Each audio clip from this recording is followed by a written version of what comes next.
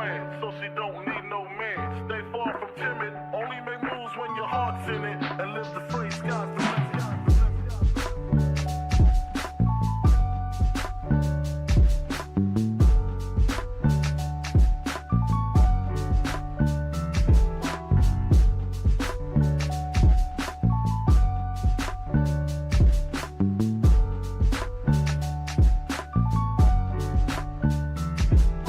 Never been as broke as me. I like that. When I was young, I had 2 pair of leaves. Besides that, the pinstripes and the gray.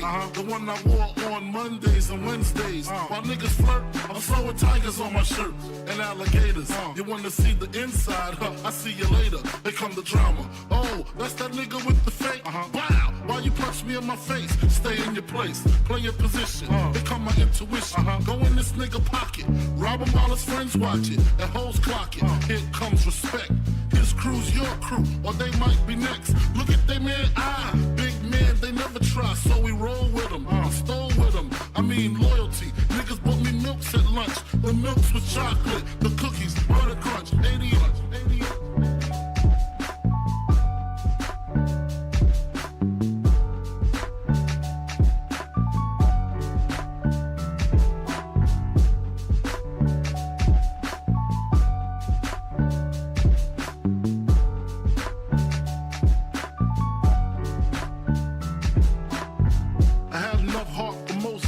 long as I got stuff for most of them soft.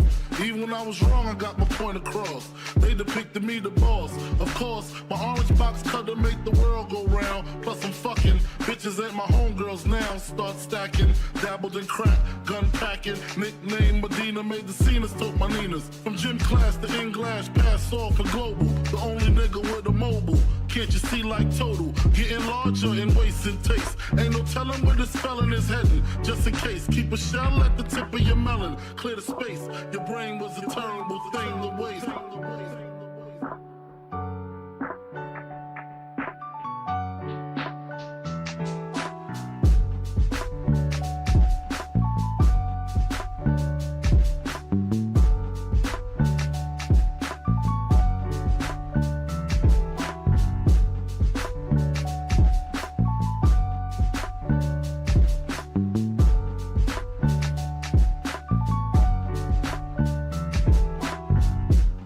Realizing to master enterprise, and I ain't have to be in school by 10. I then began to encounter with my counterparts of how to burn the block apart. Break it down into sections. Drugs by these selections. Some use pipes, others use injections. Syringe sold separately. Frank the deputy, quick to grab my Smith & Wesson like my dick was missing. To protect my position, my corner, my layer. While we out here, say the hustler's prayer. If the game shakes me or breaks me, I hope it makes me a better man. Take a better stand, put money in my mom's hand. Get my daughter this college plan, so she don't need no man. Stay far from timid, only make moves when your heart's in it, and live the phrase, sky's the limit. Motherfucker.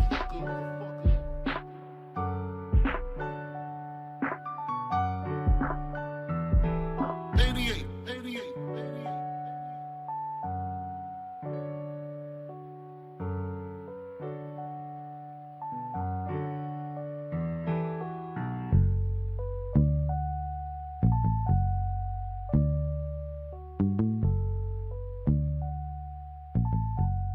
And live the phrase, sky's the limit.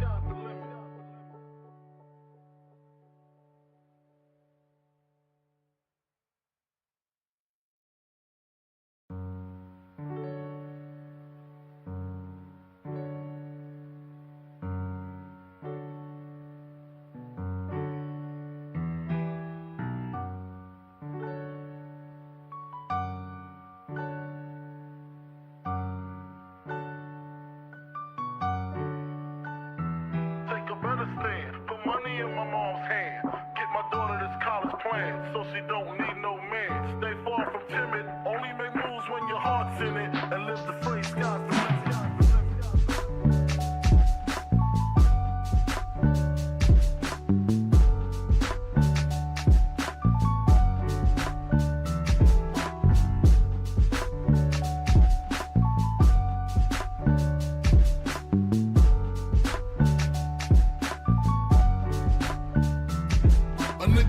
been as broke as me. I like that. When I was young, I had 2 pair of leaves. Besides that, the pinstripes and the gray. The one I wore on Mondays and Wednesdays. While niggas flirt, I'm throwing tigers on my shirt and alligators. You wanna see the inside? I see you later. Here come the drama. Him. God damn. All right. Now, in the actual moment of the show when you're supposed to see our faces, we are here. We are here, man. So yeah, man.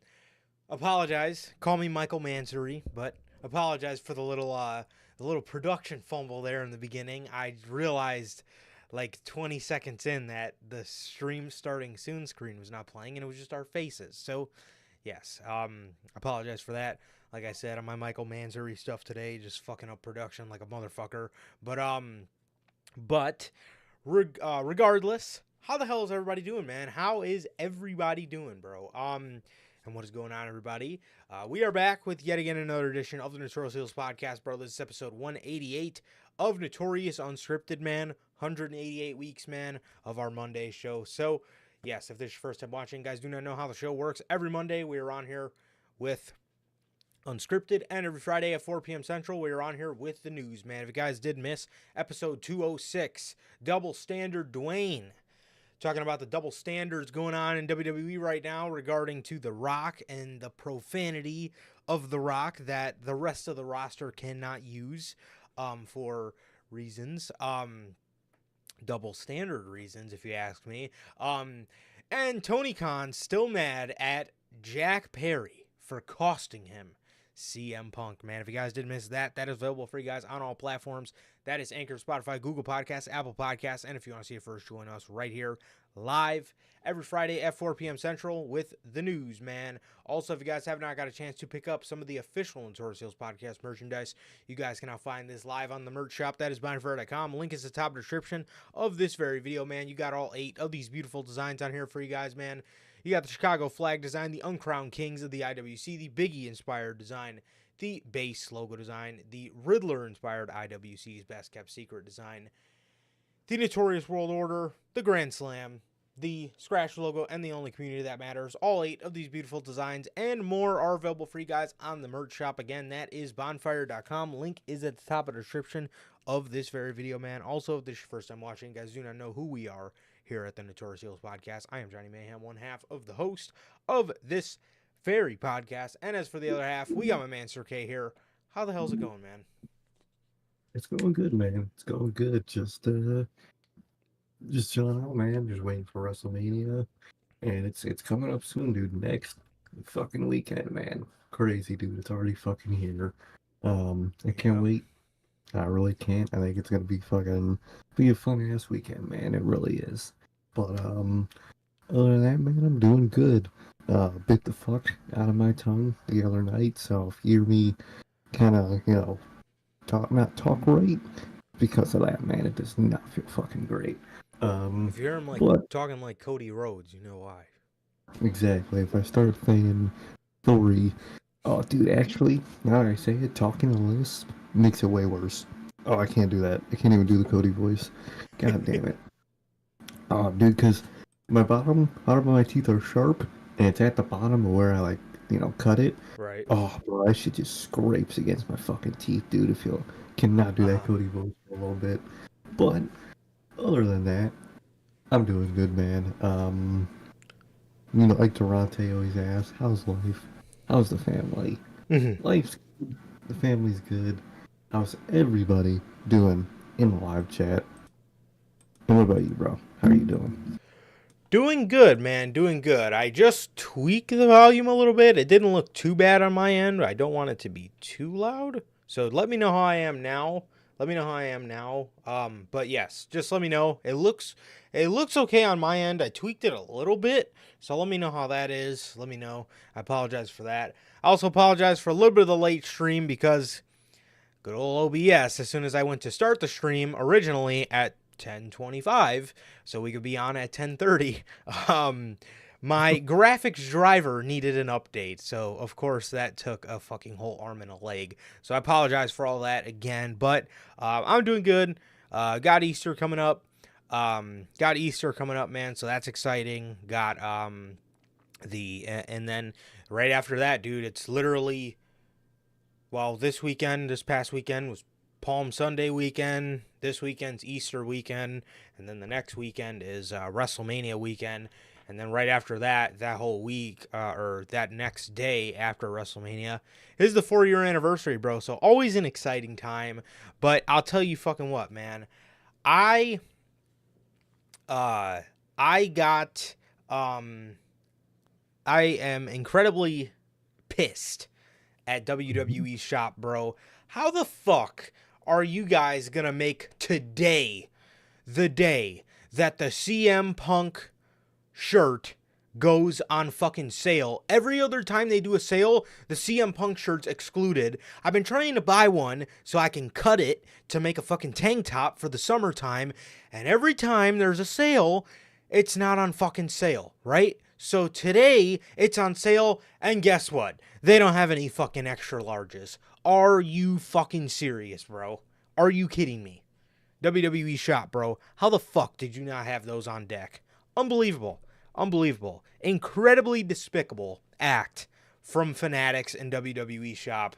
One that I don't know I'll be able to forgive. All the fucking days you decide to do a sale, you decide to put it on sale when there's no extra larges available. Are you serious right now? What a joke. Never. What a joke, That's man. bro. Never fucking fails. Going good, bro. Going good. Other than that, man, I am 2 days away from my gym-iversary. 2 days away from my 1-year anniversary, bro. So March 27th. Well, actually, in an hour, I'll be 1 day away. So March 27th, bro. 1 year to the day. 1 year to the day. I remember it was the week before WrestleMania 39. Started going, bro. So it's cool. It's cool, man. It's cool. So, dude. But yeah, bro. Other than that, dude, nothing much, bro. Like I said, I mean, Easter, WrestleMania. So that whole time is upon us, bro. So, yeah. But other than that, man, I'm doing good. How the hell is everybody doing in chat, man? How the hell is everybody doing? JT, Logan, Durante, and as Durante always asks, I'm good. Family's good. And what about you, Durante? And again, what about you, Durante, Logan, JT? How the hell are you guys doing, man? And thank you guys so very much for being here, man. And thank you, Logan. I am very proud of you myself, bro. So it is very much so reciprocated, man. Very much so reciprocated. Actually, today, your boy, for the first time ever, I'm going to try it out. Your boy finally picked himself up some creatine. I meant to send it in our group chat, but I fucking forgot all day because I've been busy. Yeah, your boy finally picked himself up some creatine. So, I originally didn't want to try it because I heard rumors that it causes hair loss, and obviously, as you guys can tell, you guys get a fucking great shot 2 times a week on my bad spot, right in front. I didn't need that process speeded up any more than it already is. But I actually heard that those were false. And those were like old studies. So your boy finally picked himself up some. So we're gonna start doing that. So, yeah, that's cool, I guess. So we're gonna try that out, bro. But yeah, man, see how it goes. But other than that, dude, I'm good, man. I'm good. But yeah, it's very, very crazy time. Very crazy time to think. Very crazy time to think where I was in life a year ago. To think where I was in life a year ago, bro. To now, crazy. Just. Oh yeah, man. Physically. Thank you. Yes, I appreciate all of it, bro. I appreciate all the kind words. It's been crazy. But anyways, enough about me. AEW Dynamite, bro. Well. First of all, just to go over a couple cliff notes, bro, about Monday Night Raw, dude. I don't know what I was expecting, to be honest. Just I was expecting a decent episode of Raw. I wasn't expecting anything crazy because we haven't really got anything crazy in these build-up episodes of Monday Night Raw. So I kind of was just going into it expecting your average episode of Monday Night Raw, I guess. But dude, let me tell you, bro, we got a really fucking good episode of Monday Night Raw tonight. It emanated from the Allstate Arena in Chicago, where 4 months to the day, literally to the day, we were sitting in those seats, bro. I kept thinking about that a lot. 121 days ago, bro. I have the countdown on my phone, and I'm never taking it off. 121 days ago, we sat in those seats, bro. I kept looking over to our section a little bit, just kind of reminiscing about Survivor Series weekend, man. But man, what a fucking awesome time. And they come back and they offer the best fucking WrestleMania build TV show up until this point, bro. I think everyone else is getting audio, so there might be a problem on your end. So Well, but yeah, so they offered, like I said, dude, one of the best episodes, the best episode building into a show that we've seen up until this point, bro. But oh, dude, I'm telling you, bro, I'm glad I wasn't the only one. I'm glad I wasn't the only one, bro, because I literally just kept looking over into our section and I was like, damn. I was like, fuck. And then when they said on commentary that it was, when Punk was coming out, that it was 4 months to the day that CM Punk came back, it just got me thinking about that moment, man. And another thing that got me reminiscing, bro, was when Sammy came out and then when Jay came out, because I just remember how, like, awesome those entrances were to do. Like, dude, it was such an awesome time. I'll never forget it. But it got me thinking about fucking WrestleMania 41, bro, because we're all gonna be back together, dude, and it's gonna be awesome. But man, I'm not gonna lie to you, bro. I was reminiscing like a motherfucker watching tonight's show. Uh, but but yeah, man. I'll tell you what, dude. I'll tell you what. So I like what they did. In the moment, I didn't like what they did, just having The Rock come out there and then just leave, because that would just seem so stupid. But towards the end of it, I did like how they dragged an angle a whole show long. I was gonna really come on here and rant if they didn't end that by the end of the night, because I was like, dude, this seems like something that should be a show-long angle. Like, this does not need to go any longer than the show. I'm like, dude, don't be dropping us with subliminals. What did The Rock say 2 weeks before WrestleMania? Like, we don't got time for all this. Fucking, please, no. But actually, my wish came true. And The Rock, and the whole Cody thing, the whole tonight I'm gonna make you bleed thing, apparently is what he told him, according to, people on the internet. They said they read The Rock's lips, and they actually ended up being right about that, but because that was the prophecy. But so what they did tonight is, they ran their show long angle and it ended up being pretty good. My only gripe with it, dude, is you're doing a fucking great job at making the main event of WrestleMania Cody Rhodes versus The Rock, because that's what the fuck you're selling me on. Where the fuck is Roman Reigns through all this? And this is exactly why I know Cody's not being fucking brought into this the best, dude, but this is exactly why I'm saying you got to take the titles off Roman Reigns, dude, because dude, why isn't he showing up?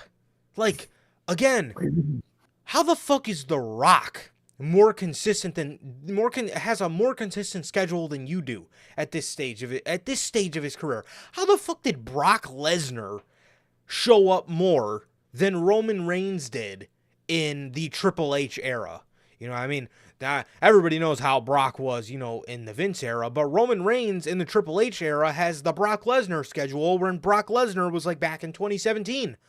Literally, they just traded.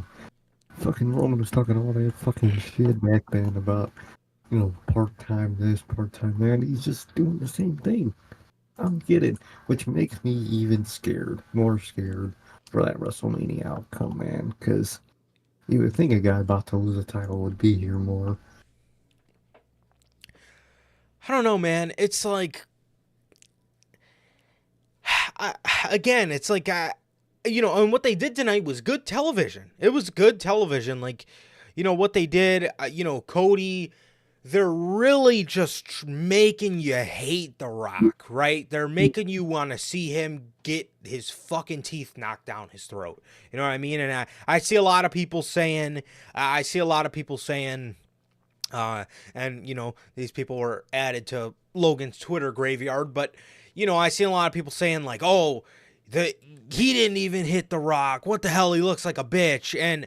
But like I seen Logan saying, and it's very true, The Rock's not getting hit until WrestleMania. They're gonna save that big pop to, I love Chicago. Chicago's my city. We all know that, but The Rock's not getting hit in Chicago, not because it's Chicago, it's because it's not at WrestleMania, right? The Rock's getting hit at WrestleMania, so you can get the big pop of him getting hit at WrestleMania. So, Cody, he's not gonna, he slapped The Rock, but that was what it was. But The Rock's really not gonna get his fucking teeth knocked down his throat until WrestleMania, right? That's gonna be the moment, And technically, it was a blindsided attack. I do get where you're coming from. I mean, he whooped Cody's ass, bro. I mean, that man. Yes, I'm talking about the old school, take him behind the fucking shed ass whooping, right? I mean, he got the shit kicked out of him, bro. He did. He got his ass whipped, but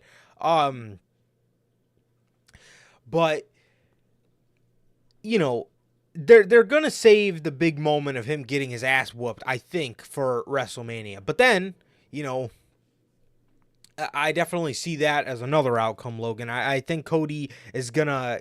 I think Rock. I think the Bloodline got the one up this week, and then I think Cody's side is gonna get the one up next week. I don't think they're gonna hit The Rock, but I think they'll get the one up on maybe like Jimmy and Solo and like Roman next week or whatever. And then I think that's ultimately going to lead to Cody and Seth losing. They're, stacking the odds up against Cody Rhodes for WrestleMania, I mean, or night 2 of WrestleMania. But other than that, man, I thought tonight was a great show. Obviously, it was in Chicago. We were not there. If you guys don't know, I'll say it again. We got a rule. In place. We're sticking to the script. We're sticking to the rule, man. No live shows in 2024. Obviously, that will all be culminated April of 2025. Saving up for the Mania trip, bro. So no live shows for us this year. But I think we'll live. And of course, just because fucking WWE, good old WWE, coming for our wallets, bro. This man CM Punk is talking about maybe we can have I wish WrestleMania was in Chicago. Punk. Why do I? Fucking okay. You're gonna have to wait on that, bro, because we're not doing it in the United Center. It's too small, and we're sure as hell not doing it in Soldier Field in April. I told y'all SummerSlam, okay? Do not fucking think about doing a WrestleMania here in April. I'm not standing outside freezing my dick off, okay? That's why we're doing US Bank Stadium, okay? Indoor dome. Can you please wait until the Bears build the stadium in Arlington Heights, the dome, or whatever sort of outdoor arena or indoor dome they're going to be doing, so we can actually have some fucking heat in April, all right? Pump the brakes. I remember one of these teams was building a fucking some type of stadium. Wait till that one's built, bro. Yeah, I ain't paying for back-to-back manias, bro. Especially if I'm gonna be fucking freezing my shit off, fucking in No, April, bro. That shit gonna absolutely be not. cool, dude. It's fucking pouring out right now. What the fuck they expect in April? I will say, yeah, seriously. What's the saying, bro? April showers bring May flowers. If it's not if it's not freezing, it'll be raining, and I'm definitely not sitting on a wet ass seat for 2 nights, bro. But Fuck, I'm bringing a whole ass fucking poncho, bro. I'm bringing I some got me. washcloths, okay, so I can I'm wash my bringing a, damn seat off. And I don't fucking care who behind me. I'm bringing an umbrella. yeah, I don't know, bro. I don't know. Yeah, we're gonna all be standing there like fucking Marty Skrull with our damn umbrellas up. Um, Probably pissing people behind us off like that chick pissing off Logan with her sign. But but, Oh, oh. but anyway, um, yeah, I don't know. But I'll tell you what, bro. Everybody like the laundry list of people that are clamoring for a WrestleMania, it's starting to stack up. Okay, Cena wants London, Punk wants Chicago. Uh, there's probably more that I'm forgetting about, but everybody wants a WrestleMania nowadays. I believe the last time they were in Toronto, somebody said something about a Mania in Canada, coming back to Canada or something. You get the point, bro. You guys got to chill out, bro. We can't do all these Manias right now, all right?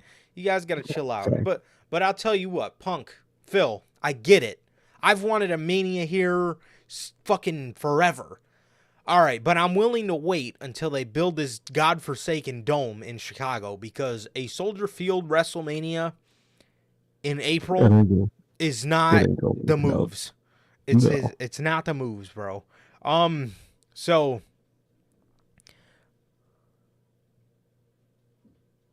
I wonder. yeah, there. So Logan says in the comments, I wonder if that one kid that sat in front of us at Survivor Series was there, and I wonder if they were chanting for Punk, bro. So me, Logan, and Sir K were Mm-hmm. heckling the whole the whole 2 nights we were there. We were chanting CM Punk, right? And then there was the motherfucker chanting, "No, we don't." And then, the building absolutely erupted when he came out. So all those people, quickly Relax. shut their fucking mouth. But anyways, I digress.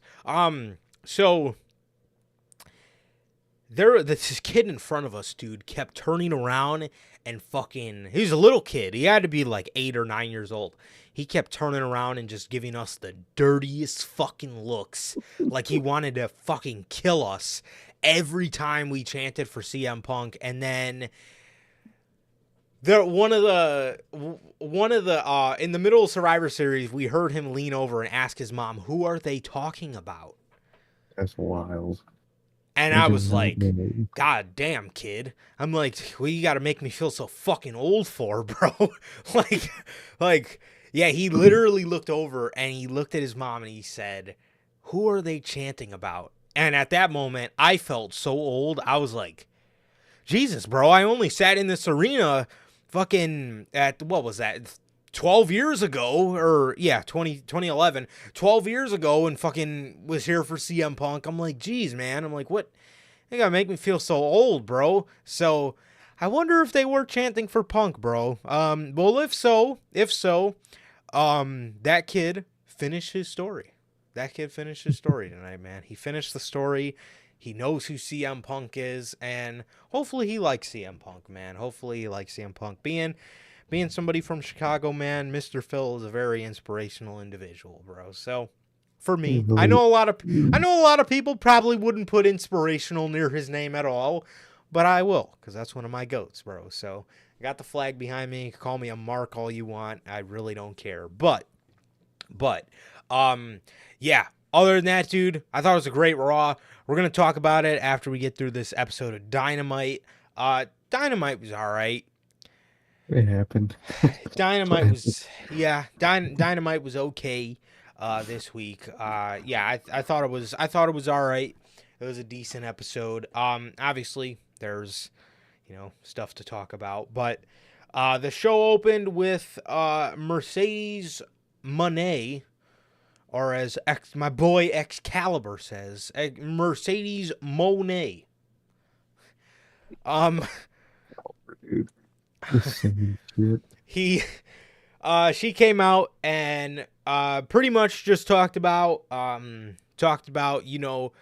she's here, she wants to be here, she's here to make the division global and make the division be a worldwide, global phenomenon or whatever.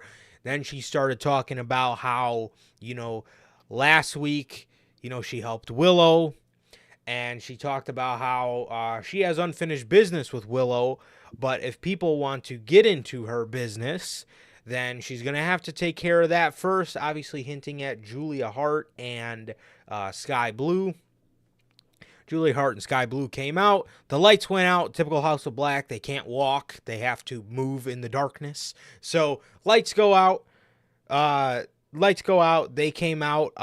Julia and Sky came out there. And Julia and Sky came out there and started attacking Mercedes. And then Willow and Chris Statlander came out with chairs. And look, they chased them off, and Willow did a spot where she was holding the chair like she's fucking Sami Zayn or some shit at the Royal Rumble. And she's holding the chair, standing there, just waiting to hit Mercedes. And then Mercedes turned around and accused her of trying to hit her. Then Willow tried denying it. And then, that was pretty much that opening segment of Dynamite. But I think what's going to come out of all this, to be honest, dude, is a Chris Statlander heel turn. I see a lot. I see a lot of that just for what we've been seeing on television with her, losing and blaming it on Stokely and her kind of looking just kind of like Willow's sidekick. Either that or Willow is going to turn and join the House of Black or the female House of Black or whatever the hell they're calling themselves. Because Willow, I don't know if you guys remember, Willow was misted before. So she does have that dog in her. It's just a matter of when it comes out, I guess, bro. So yeah, man, it's interesting. I like what they're doing with Mercedes, man. I like how they came in with a story that has, a meaning, a past behind it, which is really nice, man. I like what they're doing here, and I think it's a definite Chris Statlander heel turn. I don't get. Isn't Stokely heel himself? Is he? I always assume so. I always assume that man is heel. The last time we seen him, he was a heel, but whenever we see him, he's just like a happy ROH ambassador. So maybe he's babyface now? I have no clue. I wish they would, show us more, to actually get an opinion, but yeah. Which is why I always get confused, when, people go heel on him. Never really understood that, but I think it's what's going to happen, man. Like I said, I think it was last week. I don't know if it was last week. But I'm tired of them just putting people with Stokely just for that person to say he's the problem and get rid of him like a month or two later. Seriously. So, hope that can change, but doubt it. And, yeah, I think that's what's going to happen with that Chris Statlander return, and it's going to be interesting, man. Yeah, for sure. See, the thing is, it's the old saying, perception is reality. It's the old saying, bro, perception is reality. Stokely, a manager is only as special as you portray him, right? And again, perception is reality. If people got with Paul Heyman and fucking treat him like absolute shit, it wouldn't be special when somebody becomes a Paul Heyman guy, right? But the thing about Paul Heyman is when somebody gets put with Paul Heyman, you're going to be a big fucking deal, right? I mean, unless your name is Curtis Axel. There's been some casualties, right? Unless your name is Curtis Axel or Cesaro. But again, there has been some casualties. But most of the time,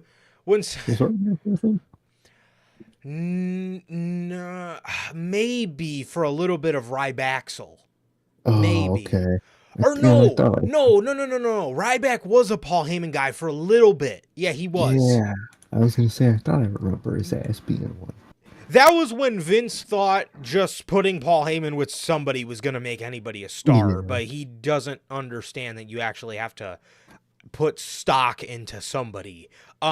You know, you can't just put somebody with a manager and expect the manager to completely get him over. You actually have to make that person legit, like they did with Roman Reigns, right? Brock Lesnar, right?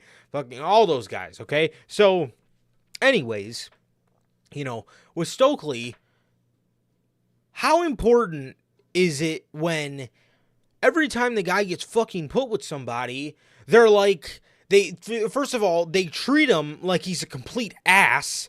They just treat him like he's the scum of the earth, and they treat him like he they treat him like like he works for them, which I mean, Roman Reigns somewhat does that to Paul Heyman, but Paul Heyman's also like his right-hand man. Like, Roman Reigns just doesn't constantly treat him like shit. If anything, they're both being assholes together.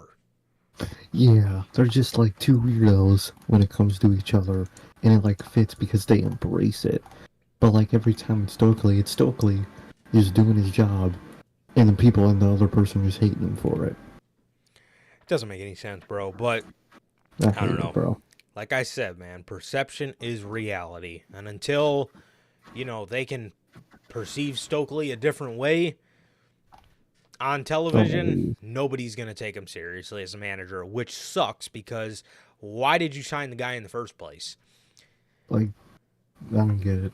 Just to do backstage stuff. Yeah, beats me, bro. But that was the open to AEW Dynamite, dude. And the second match was for the Continental Championship.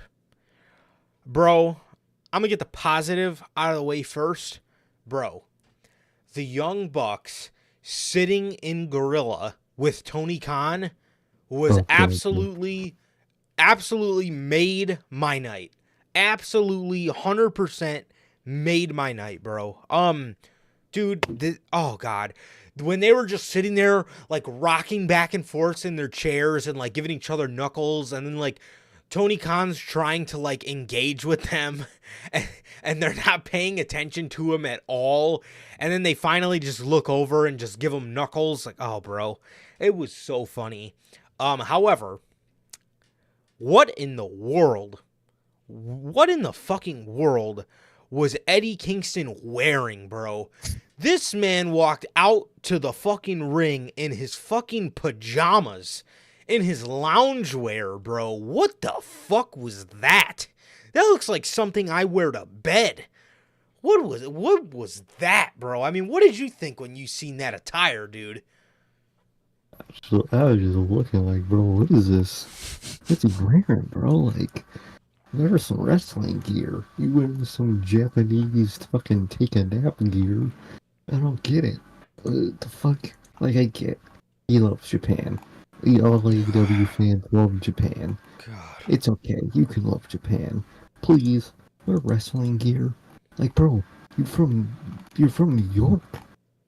Bro, wear some fucking Timbs or something. Like, bro, what are you doing? Yeah. I don't get it, dude. I don't get it. I thought that shit looked stupid as hell. Dude, oh man. That looked bad, bro. That looked fucking bad. Yeah, I don't know what that attire was. As for Eddie Kingston's matches, the match itself tonight was good.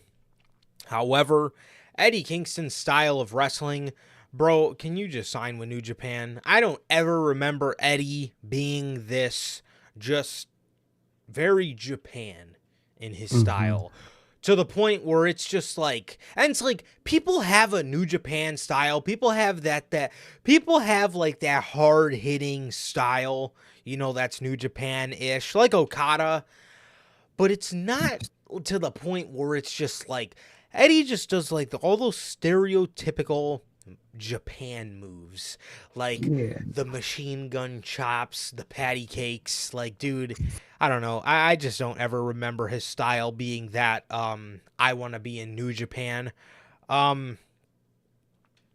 So for that, I I I miss I miss Eddie Kingston's style from like 2020 when he first came into AEW, and he was just like this badass New Yorker. Like, everybody remembers the unsanctioned match with John Moxley, Yeah. where this man put him through thumbtacks and then poured alcohol, poured medical alcohol on his back.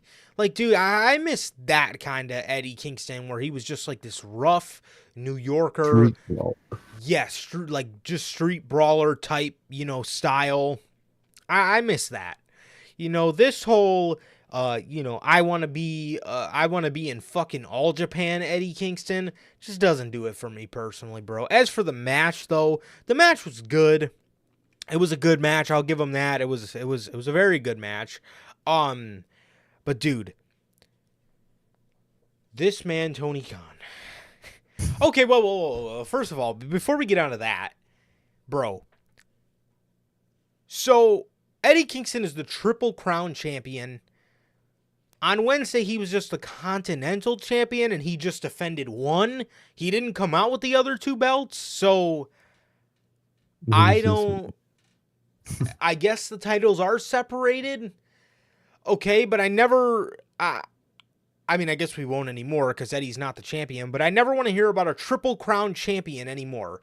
I'm sorry, bro, but the winner of the Continental Classic did not need a Continental Championship.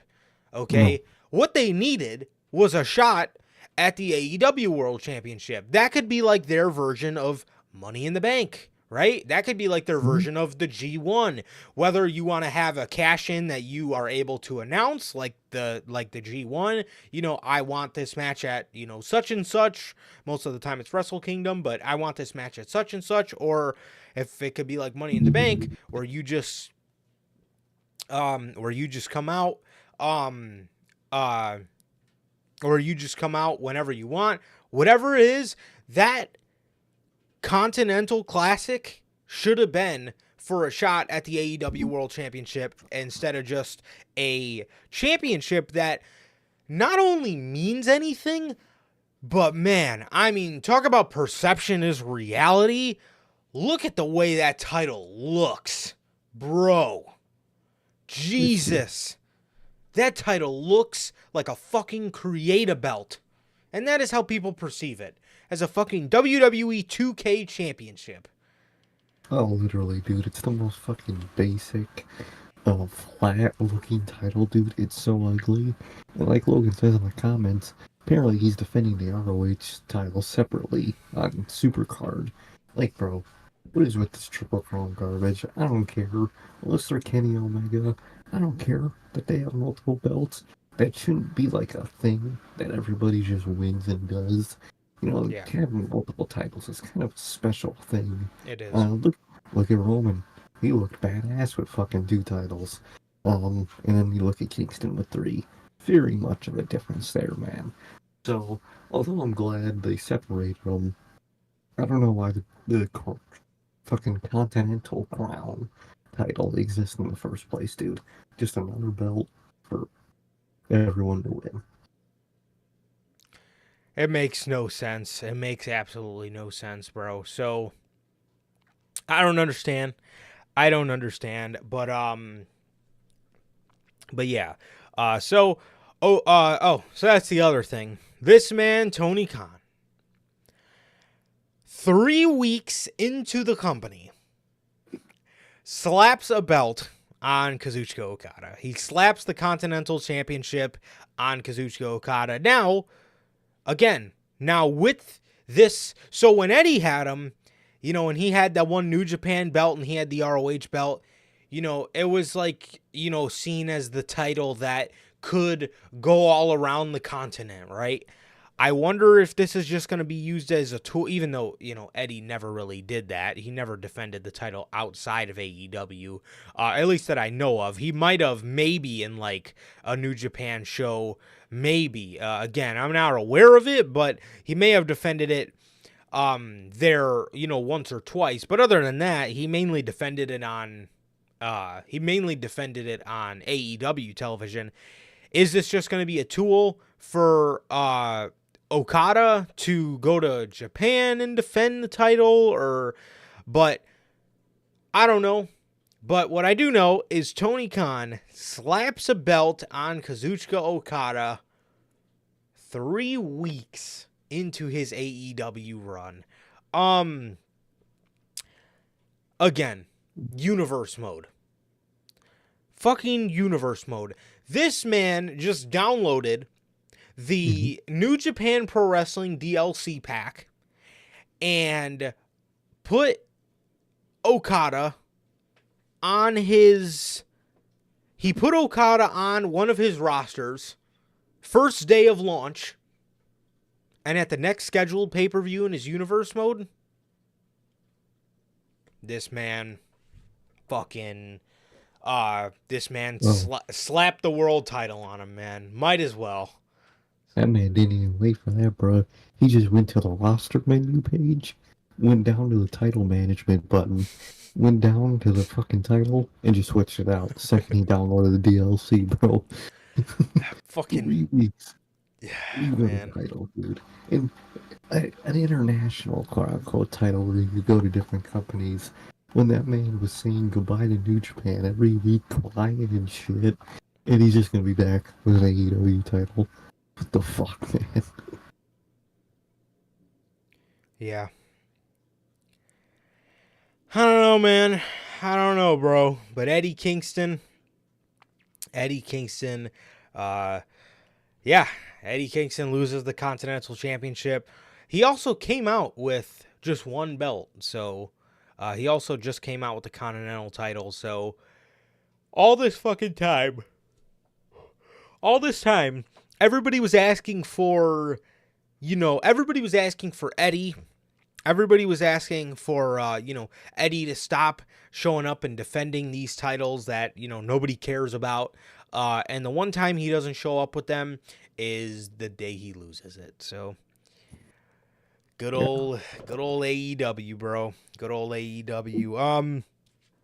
So yeah, Kazuchika Okada wins the Continental Championship, man. And yep, 3 weeks into his run, Tony Khan goes to the title management. And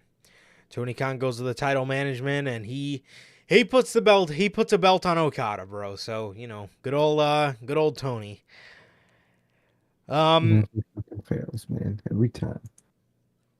Yeah, but I don't know. I seen a lot of people saying, maybe he could add prestige to the Continental Championship. To be honest, bro, I just don't care for all these titles, bro. I just like the way WWE has it set up. They got 2 shows. They got one mid-card title on one mid-card title on the other. This company has 3 mid-cards? 3 mid-card titles. The International, TNT, and the Continental Class, or the Continental Championship. Why do you need all these titles, bro? And then they have the FTW title that they choose to make a deal when they feel like it. Exactly. Even though that one doesn't really count. Literally, and that's the thing that annoys me about that one especially. They say on commentary, it's not a title that's officially recognized by wrestling companies. Every time I have to fucking hear that shit. But you put it on TV anyway, and people on the roster constantly say they want it. So, what's the deal here? Why is it on my TV then, if it's not recognized? I don't get it. Your guess is as good as mine. Well, speaking of the FTW title, Hook defeats Chris Jericho via a roll-up. Hook went for the red rum, Jericho reversed it, and then Hook reversed it into a pinning combo situation roll-up of his own and beat Chris Jericho via roll-up. Afterwards, Jericho was in the back, and he tells Hook, You're every bit of the badass they say you are. I'm going to be honest. Hook looked more badass when he was getting his ass whooped by Samoa Joe. This was just your typical shit AEW development Hook match. Oh, dude. Literally, I only remember him doing suplexes. That's all I remember. Suplexes, a bunch of chain wrestling, a bunch of amateur style chain wrestling, and the Red Rum. That's it. That is Hook's development. And you can just tell that he's so much more talented and he just has so much untapped potential. Oh, yeah. And they have him out there and they just hype up the T-bone suplex all the fucking time. He's going to T-bone him.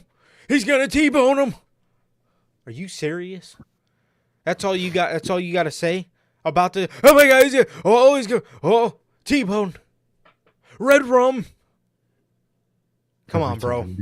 That's all they fucking do with that guy. Send this fucking guy to NXT ASAP. Please. T-bones and Germans and belly to bellies and is that all the guy knows how to fucking do, man? I think so. I think that's the only thing he's ever been taught. And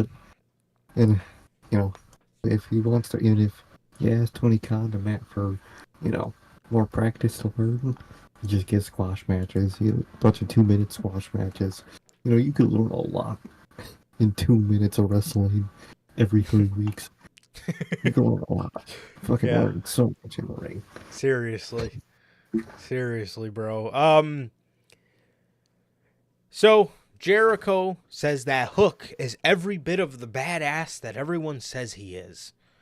Really? He is. Who's saying that? I don't know who's saying that.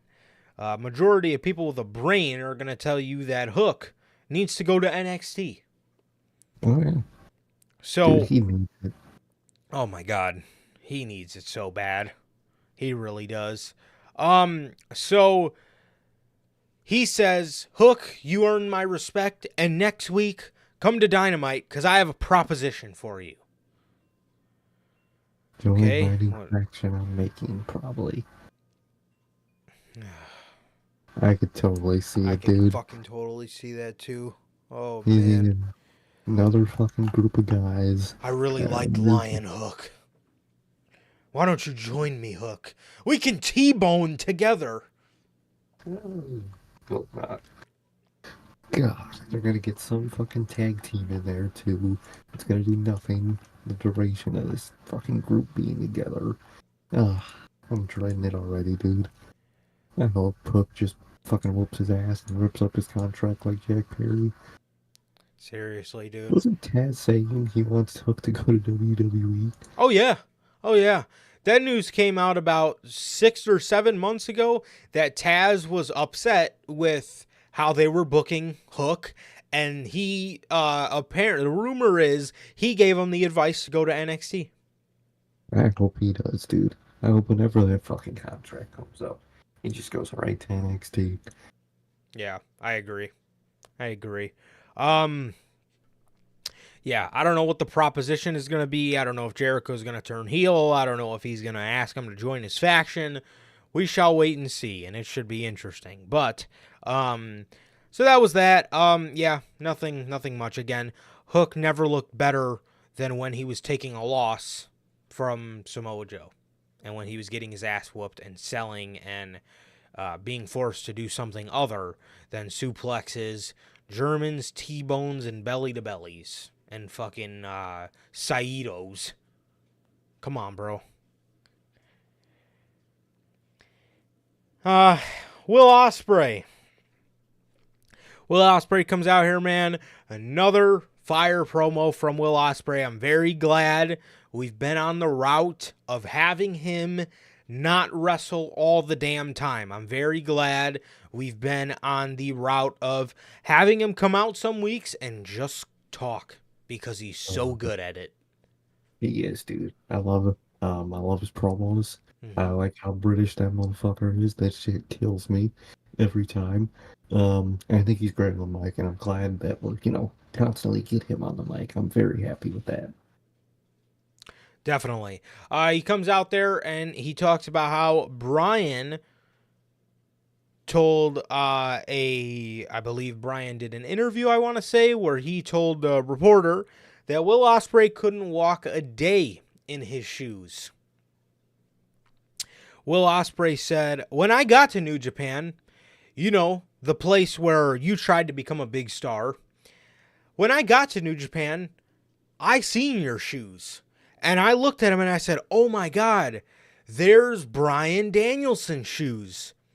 But when I seen your shoes, I said, this really sucks because I don't fit in them. They're too small."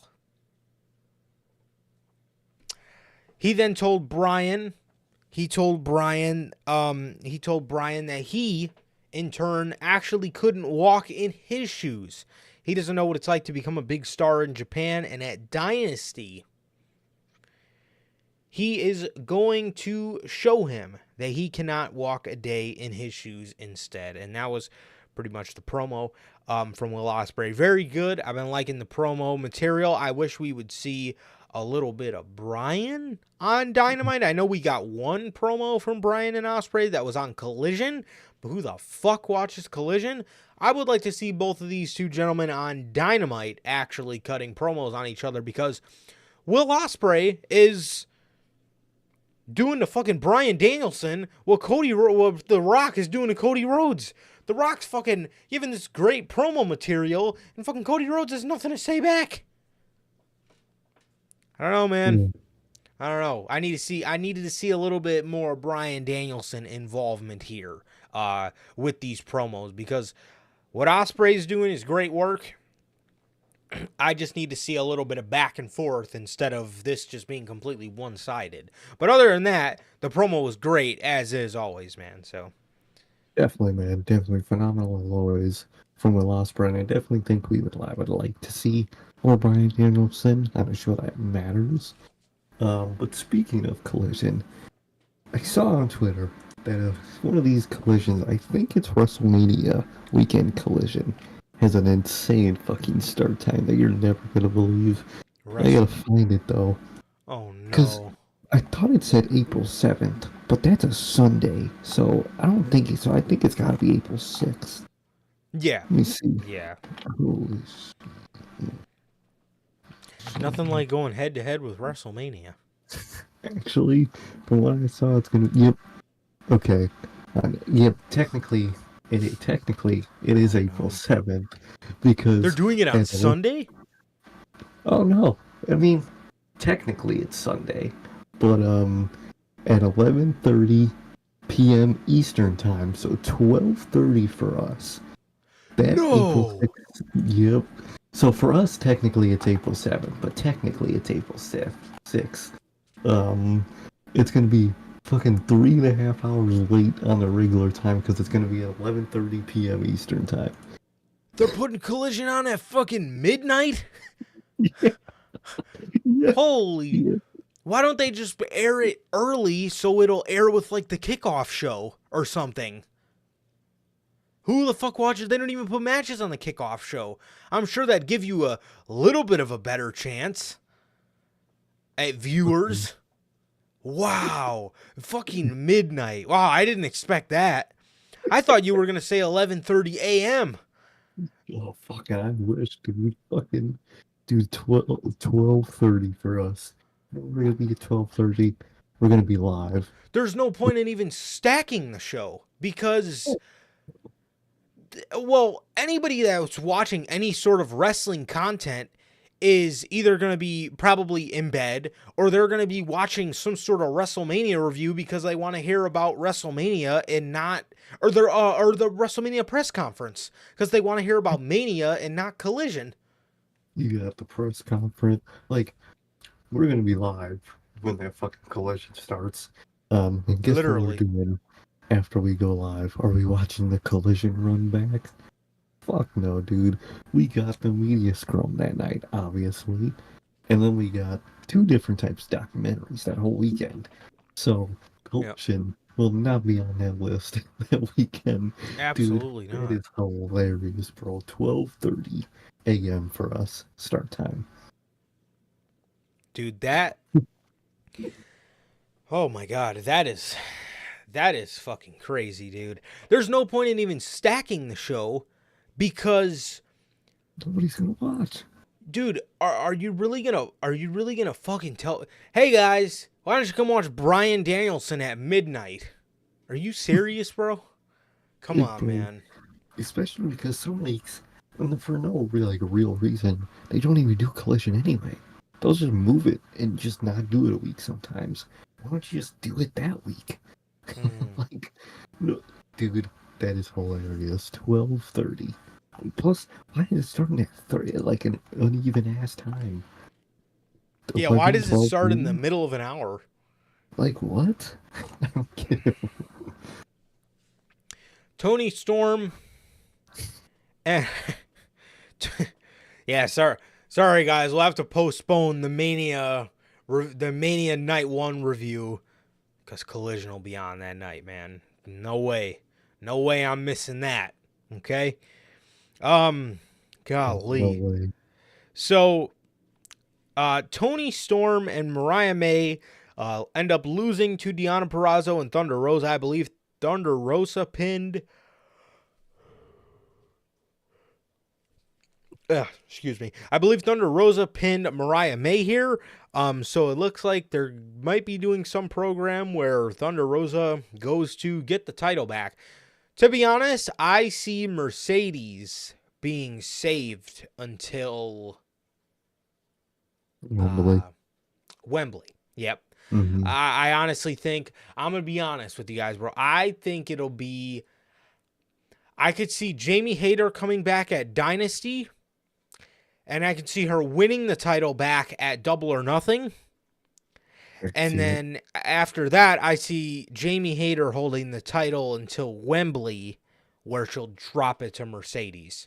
Also, I've seen a lot of people saying, "Oh, it's too early to put the AEW World Title on Will Ospreay at Wembley this year," and I agree with those people.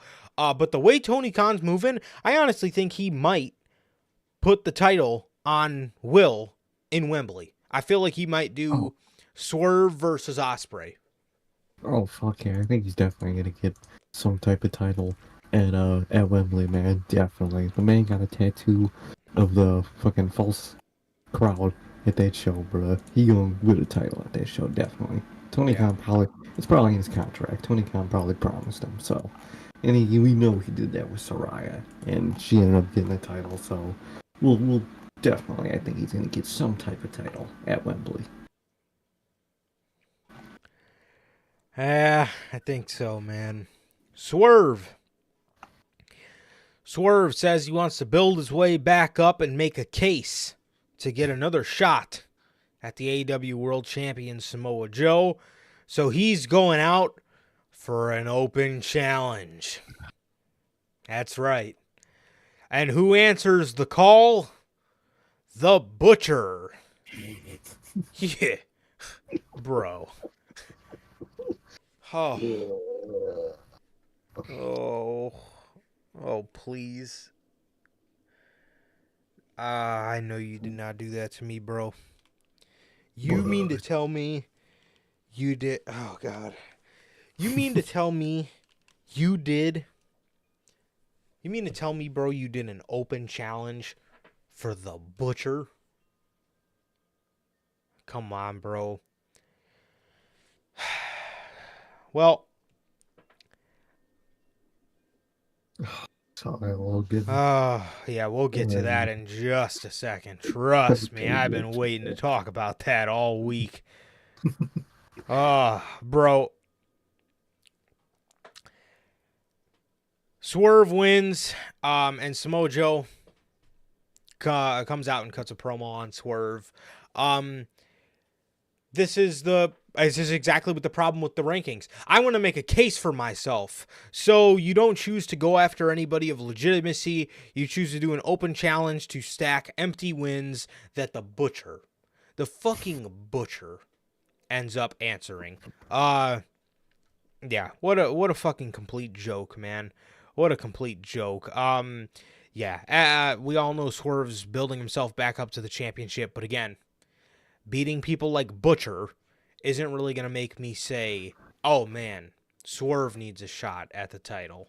Um, Like, dude, like, also, the more babyface Swerve goes on, the more steam he loses.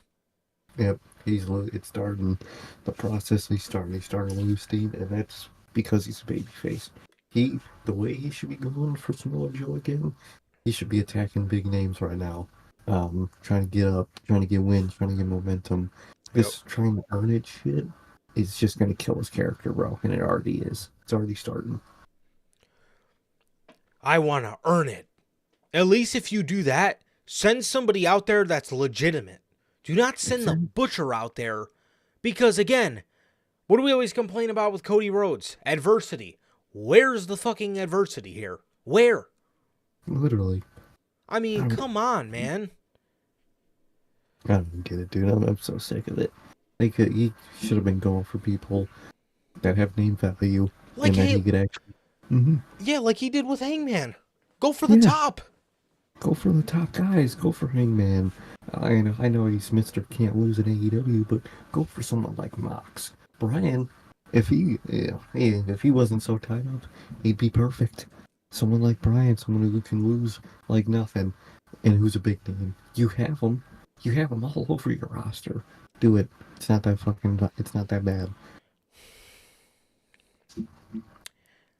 We have a segment actually centered around this whole catchphrase, and I hate it.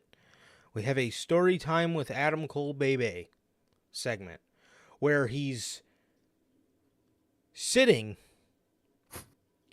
in a fucking chair like he's about to tell me a fucking Christmas carol in some mansion, like he's the lady from the fucking Sprout Network that I used to watch when I was about 6 years old, watching her fucking read me stories about the Berenstain Bears and shit. We have Adam Cole. It's Berenstain. It's Berenstain. This shit right. We have Adam Cole sitting in a throne talking about how disappointed he is with Wardlow and how he's gonna give Wardlow a chance to make it up to them, and maybe they'll forgive him. What? Wasn't the whole point of this group to put people together that all hated MJF? And didn't you say you were going to appreciate Wardlow in this group? From their mission statement? When you're a group, when you're a new group, you're not supposed to show cracks in the Shield this early on. Okay? Yeah. And that's exactly what they've done. Oh, dude. It was their first promo where they showed that crack in the Shield of fucking Wardlow being like, oh yeah, fuck these guys. It was their first promo they did it. And now you're doing it. And what are they going to do? What is Adam Cole going to go beat him up with his broken ass fucking ankle? Like, what? Well, you knew have those two fucking Kingdom schmucks go beat him up? Dude, what's the result from any of this? It's like, dude, when the Undisputed Era got together, they weren't like, all like, yeah, this is our guy Roger Strong here, he's gonna do all our bidding. No, when they got Roddy, they were a cohesive unit. They were unstoppable. They were boys. They loved being around each other. They were all a band of pricks, and they all loved being pricks together. Dude, that Roddy turn, one of my favorite heel turns ever. Genuinely. Oh, 100%. And the shock. Dude, we all forgot about that shit. Yes. And it happened because, dude, they set it up. They tried to get him to join. He rejected them. And then Roddy's character, he wasn't going nowhere. He was stuck in the same spot. So he decided to join him, bro. He helped him fucking keep those titles against his tag partner. That shit was phenomenal, dude. Loved that shit. The way he ripped the fucking armband off of Adam Cole's arm and put it on his. Dude, one of my favorite heel turns of all time. Genuinely one of the best. That really is. Oh, crazy. Yeah. And then Morrow just saying the man who had the most bitter end tonight ended up being Pete Dunne. Dude, Dude. bro. God, yeah. Oh, like This NXT. told a story at the end of 2017, bro, and let it sit dormant for 5 months. Let us all forget about it. Let us all say, I guess they're not putting Roddy in the Undisputed. Pete Dunne hits that fucking bitter end on Kyle O'Reilly, man, and who's the one to break it up? Roderick Strong, bro. Triple H was a genius, dude. But again, Genuine. going back to the Undisputed Kingdom, bro, these guys should all be loving to be around each other and loving that they're pricks. Because, dude, was showing cracks in the Shield from day one. Was anybody going to take the group seriously? Because we know what Adam Cole's motive is. We shouldn't have even got a glimpse to what his real motive is until, a year in, if you really wanted to go long term with the group. Or if you didn't want to go long term with the group, at least 6 months. At least, like, you knew at this point, Wardlow was not going to have a chance to win that title at this point. With all the people you got lined up. Why'd you have him go for it, dude? They'd be bigger pricks. The fans love Eddie Kingston. He's a babyface. Could have had Wardlow go beat him for his title. Fucking have that group destroy that man's dreams. You know, something. That's not a guaranteed loss against Samoa Joe. Already, and what did we say when this group formed? Failed run of the year? You might as well already put their fucking names down on the chart. Letdown of the year? The Devil storyline payoff. Already. How you had your biggest main event angle already this dead? And what did we say? We're 3 months. Almost 4 months to the Devil turn. And this shit was dead 2 months in. This shit was already dead 2 months in. It's wild, dog. How do you fail a faction that fast? How do you fail? The question we need to be asking is, how do you fail a fucking faction of this magnitude again? Again! They did it again. He is the king of fucking up factions. He's the king of it.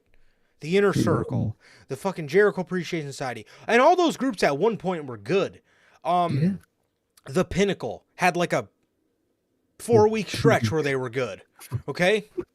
And those 4 weeks weren't even 4 weeks in a row. Dare I say the fucking Mogul Embassy?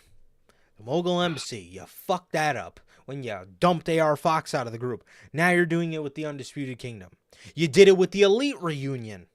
How do you fuck up an Elite reunion? How? Dude, this company fucking failed. Shit its own ass with fucking faction, dude. Seriously, bro. The Undisputed Kingdom is on the Don Callis family. Oh my god, how could I forget about the Don Callis family? Team Taz, they fucked that one up in the end. Was a phenomenal faction. And they just fucked it all up in the end, dude. Dude, was there ever a faction that just came and went and was great the whole time in AEW from beginning to end? So far, we have the BCC, but we're gonna have to wait and see how they end. That is true, though. Probably end like shit. No, Tony. It probably will. But they've been like the only group that's been consistently like doing good stuff. Yeah, they're never doing shit, which is good. Sometimes it's, less exciting than others, but it's still good.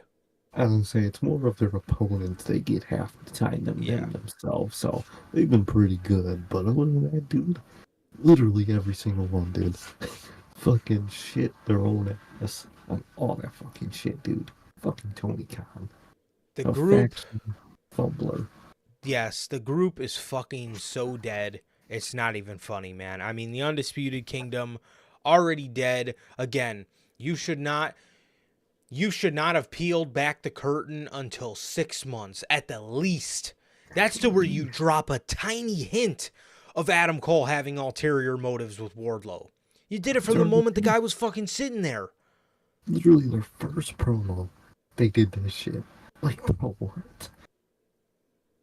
Come on, man. I mean, what a fucking joke. Yeah, seriously. Seriously. I don't understand. I don't understand it, bro. But the group is already dead. When MJF comes back, he is going to have a group of jobbers to pick apart, rather than having babyface MJF go over the triumphant, undisputed kingdom that are just a force to be reckoned with. That does not exist. He's literally just going to have a group of jobbers that he's probably going to beat in a fucking simple one-off match. Probably get to Adam Cole, then beat him again, and that'll be it. Literally. That's all it's going to fucking be. A joke. And these fucking storyline with Adam Cole, baby, story time with Adam Cole, baby, segments where he's fucking sitting down like he's about to read me the story of the Polar Express. They suck. Okay? They suck.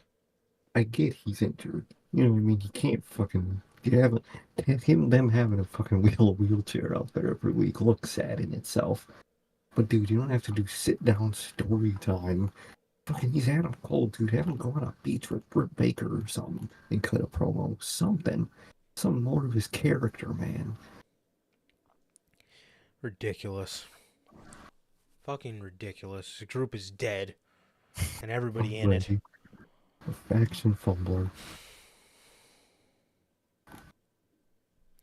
Yeah, and even and thinking about the Undisputed Kingdom, what the fuck are they giving poor Roddy with the All Atlantic title? What the fuck? Oh, yeah, he did win that fucking I could be a better champion than Orange Cassidy. Where are you? Dude. And he's nowhere to be seen. Did we see Orange Cassidy this week? No. Okay, I was gonna say we saw him, motherfucker. We might have in a backstage, but not on the actual show. Like, not out in person. Was it? No, I think it was last week where the fucking one of the fucking best friends, whichever one not injured, in Orange Cassidy was announced for the tag tournament. Yeah, there is that. Ugh, dude, from one title to a fucking another. God. Seriously. And in the main event, we got Cage versus Cope 3 in Toronto, the I Quit match for the TNT Championship. Pretty good TNT Championship match, man. It was decent for what it was. I enjoyed it. It was an awesome homecoming for Edge. Yeah, very nice to see I love when the crowd sings his song, man. Not all crowds do it, and it's kind of annoying, but Toronto was singing it, and it was pretty cool. But other than this, it was a pretty good match. I enjoyed it for what it was, especially when Edge pulled out his rifle case at the end of it to bring out my boy Spike. Man, gotta love Spike, bro. Got to love Spike. Okay?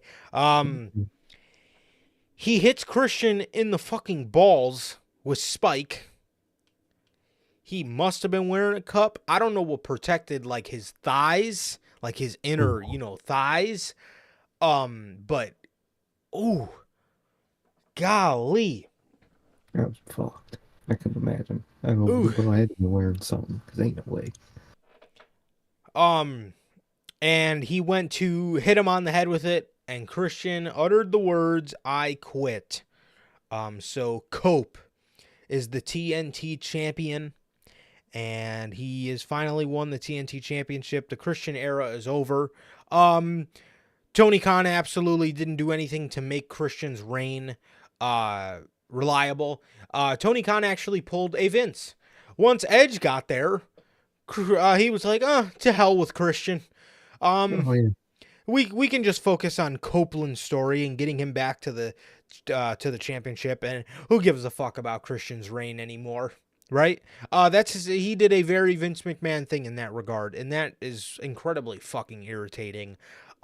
He didn't give a shit. We didn't see Christian Cage for like fucking 4 weeks in a row while Edge was doing the Cope Open. We seen him one time where he wrestled a meaningless one-off match that Christian does not do, by the way. No. No more open challenges for the TNT Championship, as he said last year when he won it, or when Luchasaurus won it. And yep, Tony Khan just pulls a Vince McMahon, doesn't give a flying fuck about Christian and his TNT Championship reign. And Edge comes along,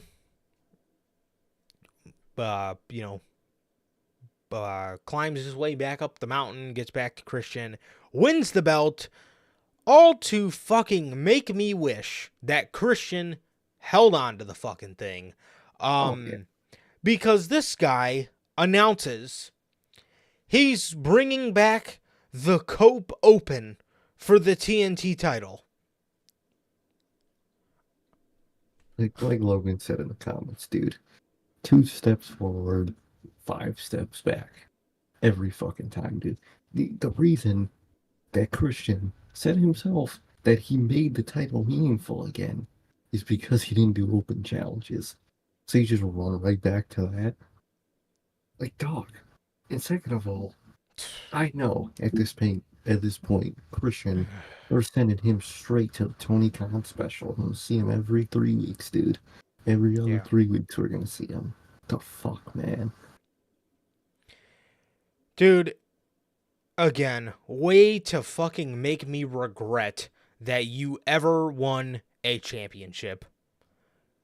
And I like Adam Copeland. I do. Oh, yeah. But bro, again, like I said, way to go, dude. Way to fucking make me wish you never got your hands on the TNT Championship. Here we go right back to open challenges. Orange Cassidy takes the belt.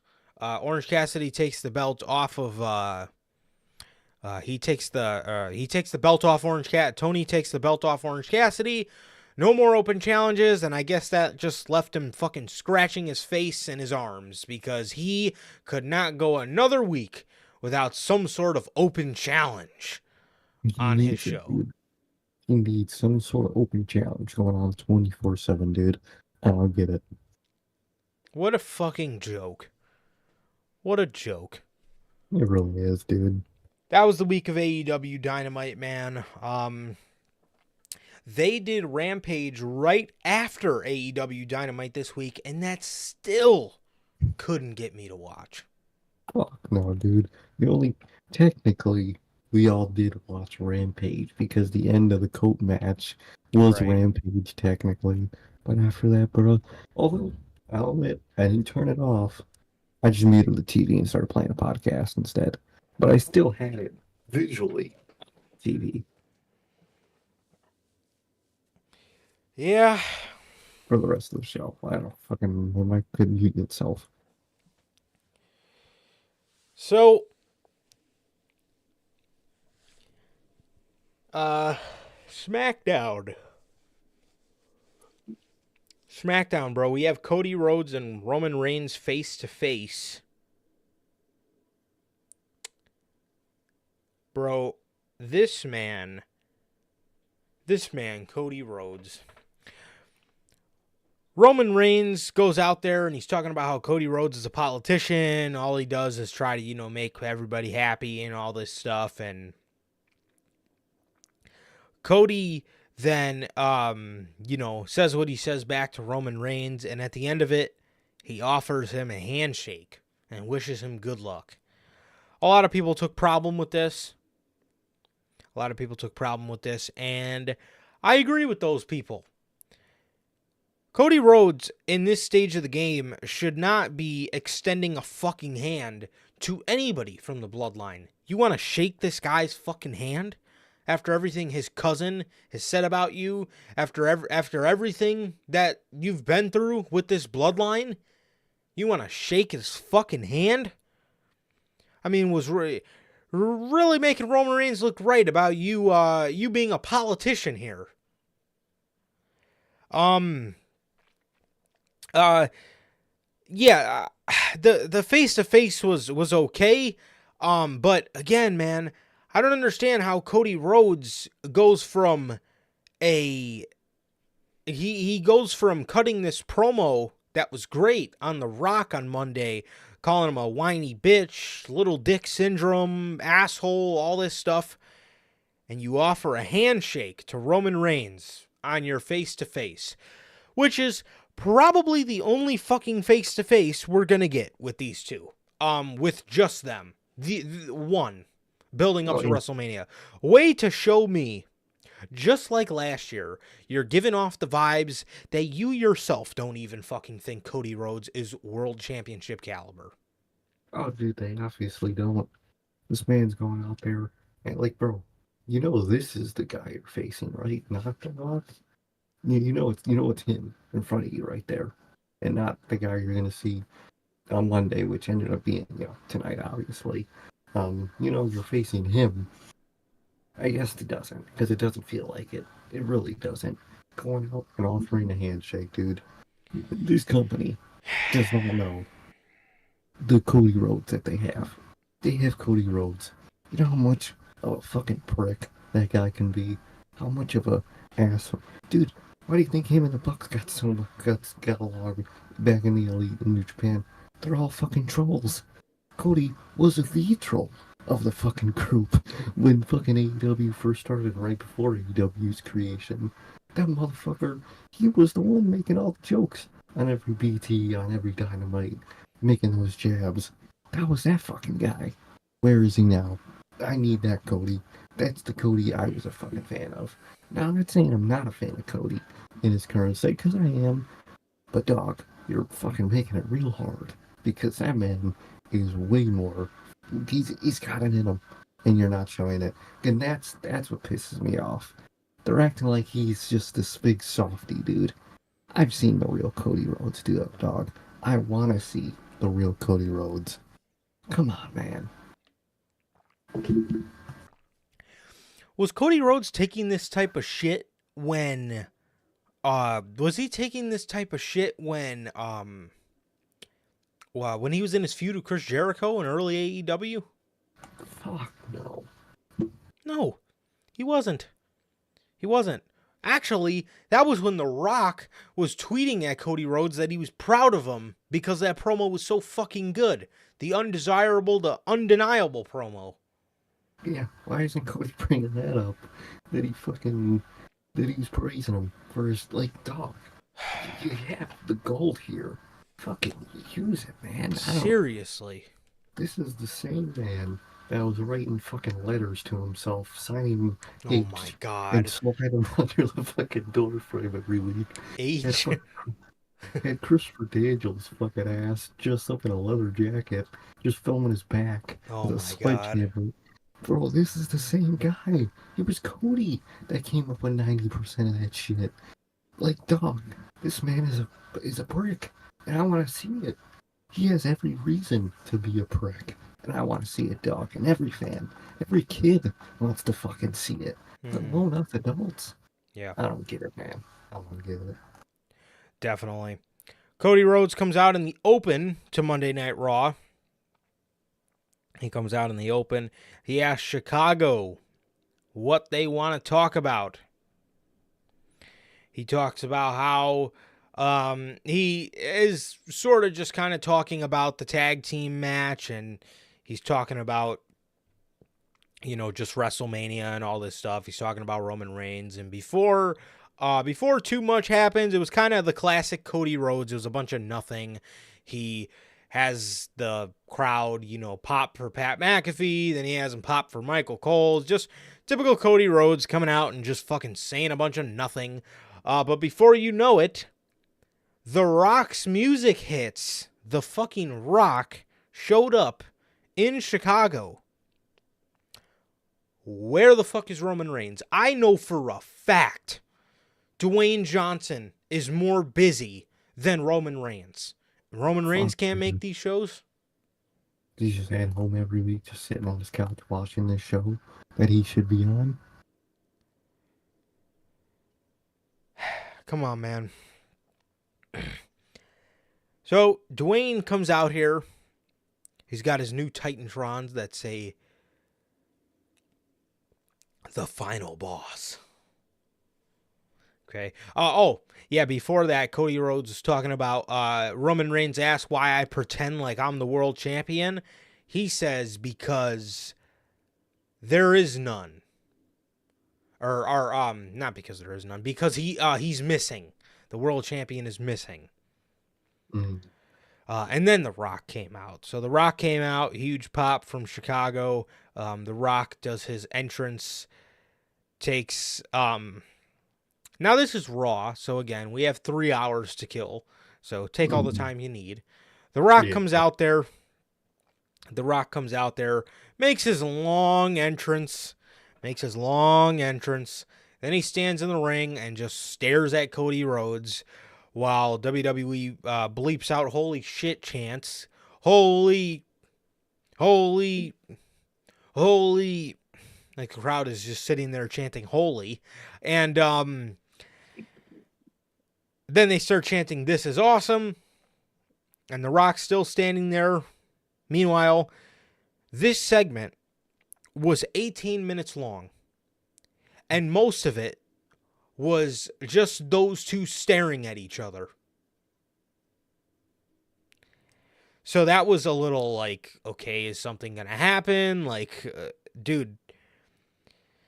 So, this is why I'm saying, is this the match of night 2? Am I stupid? Or is Cody Rhodes and Rock the main event match of night 2? Or is it Cody and Roman? Because the last time I checked, it was Cody and Roman. But what I'm seeing on television, on social media, is that it's the fucking Rock and Cody Rhodes every week. I think they're the main event of night 2. I think they are, because that's what WWE tells you every week. Basically, is that what's going to happen? This is all every week building up to a tag match. You're kidding me. So The Rock walks up to Cody, and he says to him, "I'm gonna make you bleed tonight. Tonight I'm gonna make you bleed." Cody kind of just looks weird, and The Rock just walks away. He puts his hands up like, he's not gonna do nothing. The crowd boos. They chant "Rocky sucks," and he walked away. Left the Chicago crowd in utter disappointment, I'm sure. Oh yeah. For this. So that was that. That was the opening segment to Monday Night Raw. While this was happening, I was like, what in the world? I was just sitting there like, are these guys, like, I'm just thinking to myself the whole time, like, dude, are they serious right now? Like, that's all you fucking got for us? Because The Rock didn't say that on the mic. It took people having to read his lips for, for them to figure out what actually he said. But that's what he told Cody. He said, "Tonight I'm going to make you bleed." But we didn't know that the whole night. And then there was a segment after that where they said where they asked The Rock, what did you tell Cody Rhodes? And he said, "Why don't you go ask Cody Rhodes?" They go up to Cody and he goes, "I can't repeat what he said." What? You can't repeat "Tonight I'm going to make you bleed"? He said, "But what I can say is it's a promise that he can't keep." Well, he kept the fucking promise. He kept that motherfucking promise. Which makes no sense to me, bro. So you can have motherfuckers bleed, but you can't hear the crowd say shit. I don't get it. Their censorship is getting so bad. It's so stupid. Like, bro, you're having that man Cody Blade again, but you can't hear. And it's not even like the wrestlers are saying the word. It's the crowd. You can't control the crowd. Like, I don't get it, dude. I cannot wait for that fucking Netflix move, man. I really can't. Oh, dude, It's seriously. gonna be so amazing where they don't have to just fucking mute the video completely just for the word shit. Yeah, Like, bro. seriously, bro. Um, so yeah, he walks away, and that was the open to Monday Night Raw. We didn't see him for the rest of the night up until the main event. So, other than his backstage interview right after that segment, but Ricochet beat JD McDonough. Pretty hot match, man. The crowd was very into this, and yeah, this was a really good match, man. Ricochet beats JD McDonough, and that was pretty much that. Hell Mm. yeah. Candice LeRae defeated Ivy Nile by faking an injury. She faked that her knee was hurt, and when Ivy was, distracted and not paying attention, Candice rolled her up and got the victory. And Candice went up the ramp smiling, happier than a pig in shit. And fucking Indy Hartwell was standing at the end of the ramp, just looking like, what? Like, just looking at her like, what are you doing? And I don't know, man. I'm very interested to see what they do with Candice, and I'm very I'm hoping this means some sort of push, maybe after Mania. So I'm excited for her. Definitely, man. I hope so. I hope we get some type of push with her. And I'm curious to see how they do. I wonder if Indy is gonna like be like, you know what, this is working. I'm gonna join you with this, or is they're gonna have I can see a match at like Backlash or something between those two if she's really not fucking with the heel shit. So it's interesting, man. I'm very curious to see how this is gonna go. Definitely, man. We got a tag team match between the New Day and DIY. They were arguing backstage. Kofi Kingston had made a joke about if there's two of you guys, why is the group called Do It Yourself when there's two of you? Technically, aren't you doing it with someone? And then they started making jokes about how DIY had never been on Mania because they're not good enough. DIY came back with, well, you guys actually never won a match at WrestleMania. So started going back and forth. Yes, the New Day never have. Wow. That is a shock to me. So, you know what? I think they only have one Mania match where they all competed together. Oh, well, the New Day, well, as a tag team, they've competed. As a trio, I believe there's only one match that they've all competed in together, and that was 32. Dang. That's crazy. Yeah, so I know they competed at 34. I think they didn't at 35 because they did the Kofi Mania stuff. And I think they did at 36. No. That match ended up they were going to, but then it ended up just being a triple threat ladder match. Where I think it was just Kofi in the match.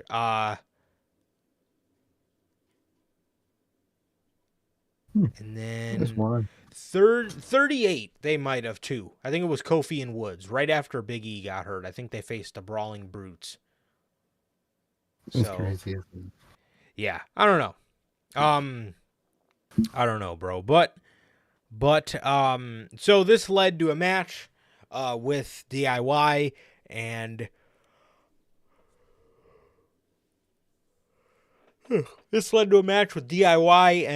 New Day. With the Awesome Truth on commentary. This match didn't get too far along before the Judgment Day came and broke it up. The Judgment Day came and broke it up before, in the middle of the match, and they attacked everybody. R-Truth told him he wasn't going to fight him because he was on commentary tonight. He's not a fighter tonight, he says. I'm on commentary tonight, and they didn't really give a damn. They chased R-Truth in the ring, and he started hitting all of them, and then Damian Priest put him down with a South of Heaven. So that was that. Pretty good segment, man, with the Judgment Day standing tall, and I definitely don't think they retain at WrestleMania. But yeah, pretty good segment nonetheless. Crowd popped huge for R-Truth, and it's pretty good segment here. Definitely, man. Good segment. And I think they're definitely going to lose those titles at WrestleMania, man. To who? Who knows at this point, man? Probably R-Truth and Miz. But we'll see how that goes. But it's interesting, dude. I like what they're doing here. And, you know, that man, Damian Priest, man, he loves not cashing in. Oh, Oh. dude, those memes of like, what does he even do? And it's just a picture of fucking Damian Priest, bro. This shit kills me every time. There's gotta be, like, do I think it's the worst Money in the Bank, winner, and then like how they treat him? No, there's been like some real shit ones like Brock. But dog, this has to be the funniest one, dude. Fucking A. Yeah, this dude, I don't know what he talk about not coming off as main event world champion caliber. Okay, you're looking at Damian fucking Priest. Bro's just fucking walking around. Golly. So that was that. Andrade defeated Giovanni Vinci in what was a very, very good match. This was a very good match, and yeah, I enjoyed this very much, man. It was very nice seeing Andrade in the ring in general, man. So very nice to see him, and damn, him and Giovanni Vinci put on a very, very good match, man. They did. Definitely, man. Oh yeah, I love to see Andrade getting treated well, even though in their initial tweet for announcing his Raw match this week, they accidentally said this week was his in-ring return to Raw when it wasn't, so they had to delete the tweet. And I think they changed the match. It was supposed to be Ivar, but apparently he's not medically cleared. Okay. I was gonna say, bro, but yeah, when they initially tweeted that Ivar match, they also said that it was his in-ring return to Raw. And so they had to tweet and delete that, man. Gotta love it. But definitely, man, I like what they're doing with Andrade here, and I like what they're building up, man. I'm intrigued. For sure. Rhea Ripley came out there and started talking about how she's upset that Becky Lynch keeps taking matches knowing that she has to face her. It's almost like she's making excuses. Becky Lynch would then come out. And start talking about how she's at a point in her career where the chips are down and she needs to test herself. She tells Rhea Ripley, "You're in the prime of your career, so you don't know what that's like exactly yet, but you'll get there. You'll get there one day as time goes on, and you eventually feel like you start to lose your step a little bit." Rhea Ripley then tells her that at WrestleMania, she is going to beat her so bad. She hopes her daughter is watching. Mm-hmm. She hopes her daughter is watching, so Rue can be calling Rhea Ripley mommy. Mm-hmm. Becky Lynch then gets pissed, and she completely lost her shit on Rhea Ripley at this point.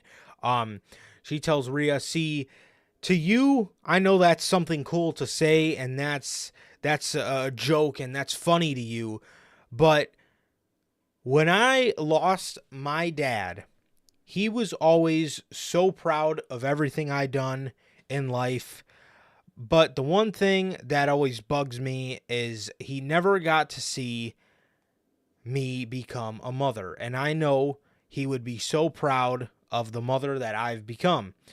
So to you, that's a joke, but to me, that is serious." And then she tells her at WrestleMania, she's going to be taking her championship because she has no other choice. Dominic then goes to say something. Becky punches Dominic in the face, and Rhea and Becky start going at it. They do a little brawl that leads up the ramp, and that was that. This was a very, very good segment. Logan says it makes him feel like Becky is winning. That now I'll tell you, I don't think Becky's winning, but keep your guards up because I could see it. Dude, if Becky wins, Cody's losing. Easy. Easy fucking. Ain't no way they having all those people lose, bro. If Becky wins and gets that title, bro, Cody's cooked. He's cooked, bro. But, he might be cooked anyway, who knows. But, yeah, man, I like that we finally got like a one-on-one. I mean, fucking, Dom was there, but he don't count. An actual, one-on-one between these two women, man. And it delivered, man. And I'm glad we got it. Too bad it was fucking 2 weeks before the match, but finally got it, man. I can't wait to see what we get next week. Yeah. Well, I think we got one before. Oh, did we? Oh, fucking... You probably don't remember it because Becky Lynch then went to go do another mini program with Liv Morgan and Nia Jax afterwards, but there was one. I think it was even before Elimination Chamber. So technically she wasn't the challenger yet, I don't think. But... Oh, okay. Interesting. So, CM Punk. CM Punk, man.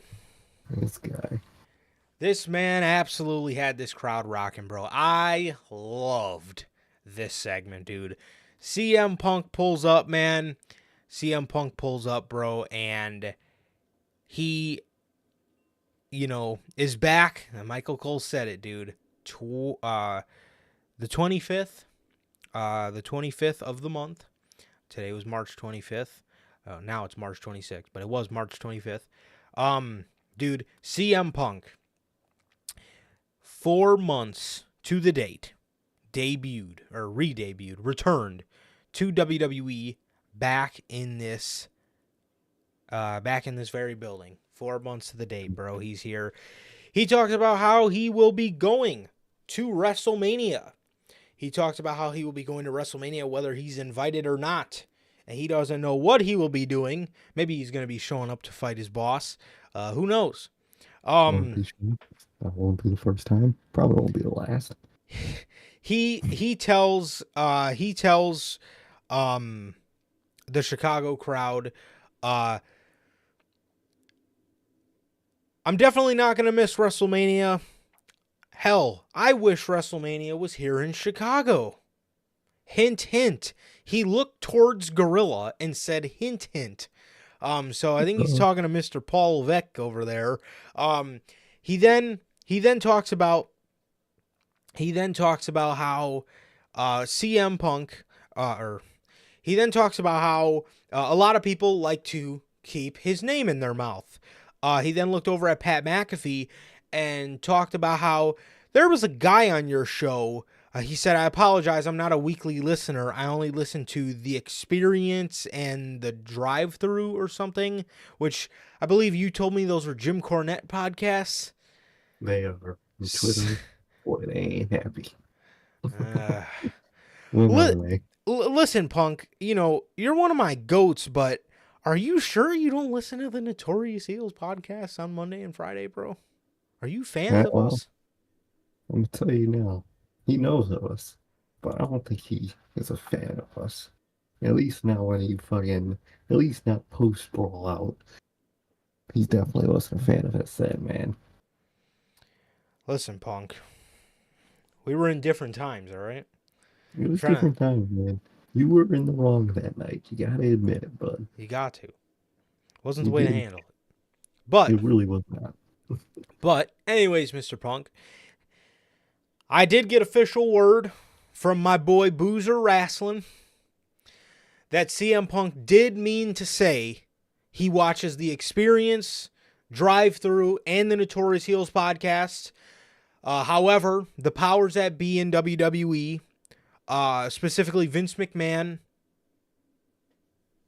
nixed it from the script, bro. What can we do? Okay? What can we do? This guy's a fucking asshole. He's controlling shit from the dark. Okay? Just like Twitter says, bro. He's controlling from the shadows. Okay? Still, to this day, They may have at a point like a year ago, but to this day, he's still in control. And he nixed the script. So, breaking news. Send it to all your guys. Send it to your saps, your melters. And talk about it. He meant to talk about that in the script. However, it did get nixed. But he did mean to say he does listen to the Notorious Heels podcast. But, anyways, back on the road here. He talked about how there was a guy on his podcast by the name of Roman Reigns who had some choice words to say about him. And he told Roman Reigns, I'll handle you when I get to you, because when I'm climbing the mountain, I'm sure you'll be on your way down. And I'm sure our paths will cross somewhere in there. Ooh. Unless he beats Cody Rhodes and goes on to have another year-long reign with the championship. But, anyways, again, another bridge we'll cross to when we'll get to it. But he then talked about how Seth Rollins likes to keep his name in his mouth. But him and Rollins aren't on the same level nowadays, mainly because Seth Rollins is wearing heels. He then talks about, or whether it's the Rock, whether he thinks he's the final boss or not. I love this.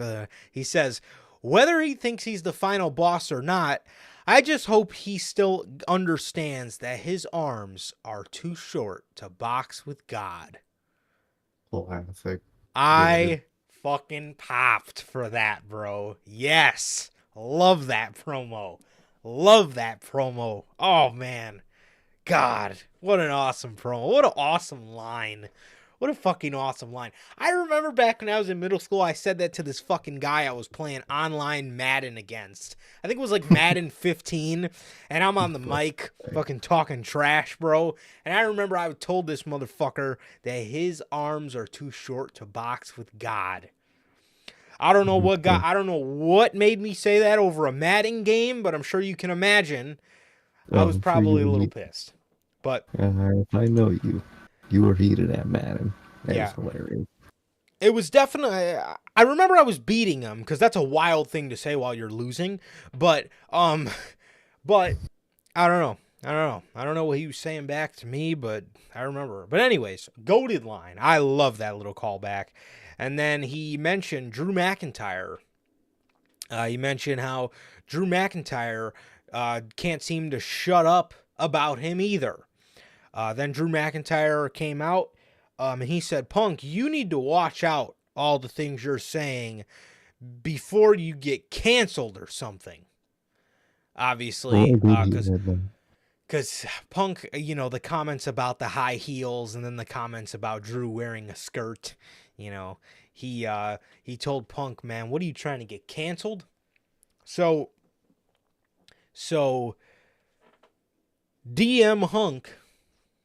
CM Punk tells him to get his bitch ass in the ring since he wants to run his mouth. They, obviously bleeped out bitch ass, but, he said, how about you get your bitch ass to the ring? And then McIntyre then, he then says no, and he says, look at Punk, I'm the savior of WrestleMania. Look what the first checklist is on the back of my shirt, and it's injure CM Punk. So CM Punk tells him, listen, brother, I never had to put anybody's name on a shirt to sell it. As he says that, Drew rips the savior of WrestleMania shirt to reveal the shirt of him laughing at the gravestone of CM Punk's WrestleMania dreams or whatever. CM Punk's WrestleMania main event. Which, goddamn, I wish we could have got that so bad. But he then tells he then tells CM Punk, he says, but I did crush your WrestleMania dream, and I guess that really does make me the chosen one. And this, bro, CM Punk says, oh, really? You're the chosen one? Who chose you? Who was that? What was his name?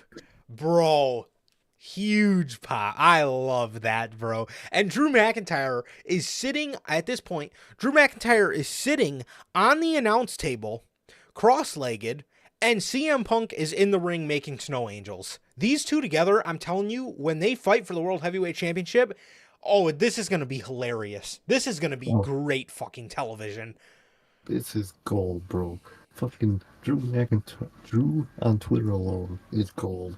These two together in that ring on the mic, absolute fucking diamonds, bro. That shit Bro.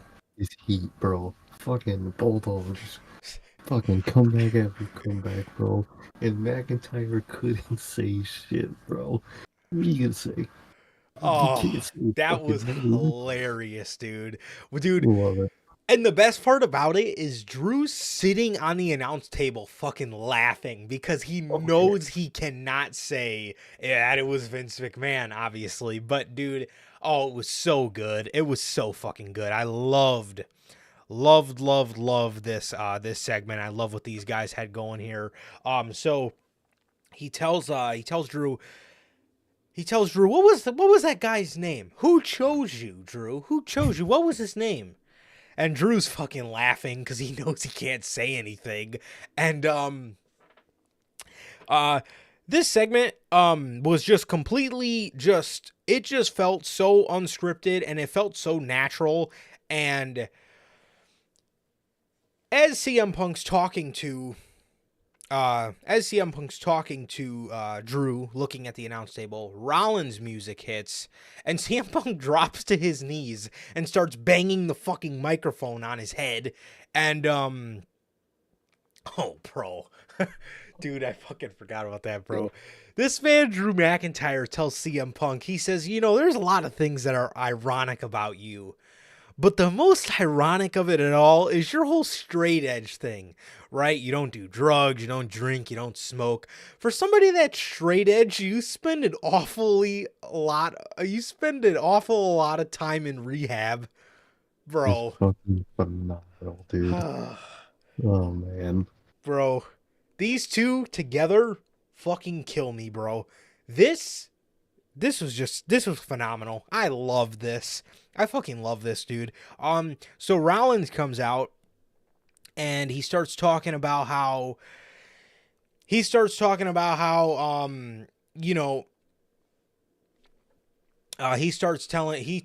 Punk, you could be at WrestleMania. I really don't care what you do. Just don't get in my way.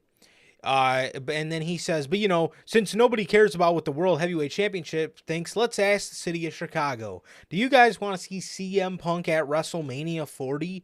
Do you guys want to see Punk on commentary? Crowd starts chanting referee. Mm-hmm. Rollins says, guys, I don't know if you understand, but that's his counting arm. And he points at, the arm that's got the brace on it. Punk then drops to his stomach and counts 1, 2, 3 with his left hand. And then Punk says, I'm a little too immobile.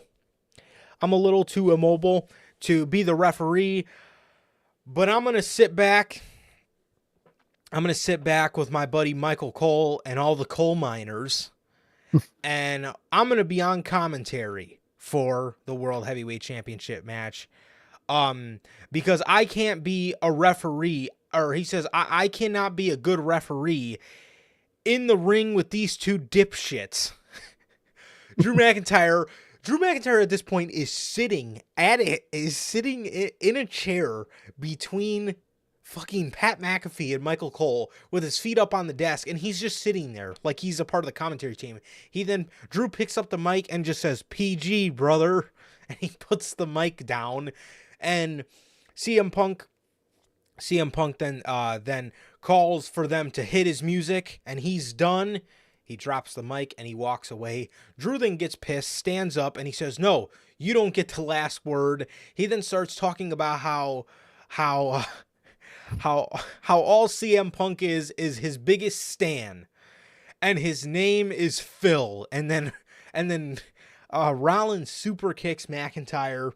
He super kicks McIntyre, man, and that was the segment, dude. I'm telling you right now, Punk and fucking McIntyre, bro, when these guys fight for the World Heavyweight Championship, this is going to be some of the most hilarious commentary I've ever seen. I also just love seeing CM Punk happy. I love seeing CM Punk liking to come to work, and dude, this man sat home in AEW, didn't want to show up at all when he was fucking injured, right? No, Dude, at WWE, this man's basically begging to come to work. literally, he wants to be there so bad, dude. And it makes for phenomenal fucking television, dude. And that's what matters the most. Phenomenal television. And that's what we're getting with these guys, man. Punk is phenomenal. Client is going to be at Mania on commentary, dude. I love that. And this shit is going to be gold once it's for the world title. It already is. This segment, like Logan says, bro, Drew and Punk got to be one of the greatest pairings on the mic of all time after this, bro. Bro, they Those, gotta be. dude, they are fucking funny, man. They are so funny, dude. Chad Gable had a backstage encounter with Sami Zayn where he, told Sami, it is a, he told Sami that this was going to be all mind games with Gunther, not The Rock, with Gunther. This is going to be all mind games with Gunther, and it's not going to be so much of a physical thing as it is a mental thing. He then gave Sami good luck against Bronson Reed. He told him to get his head out of his ass. Sami Zayn said, thanks, man. I really needed to hear that. So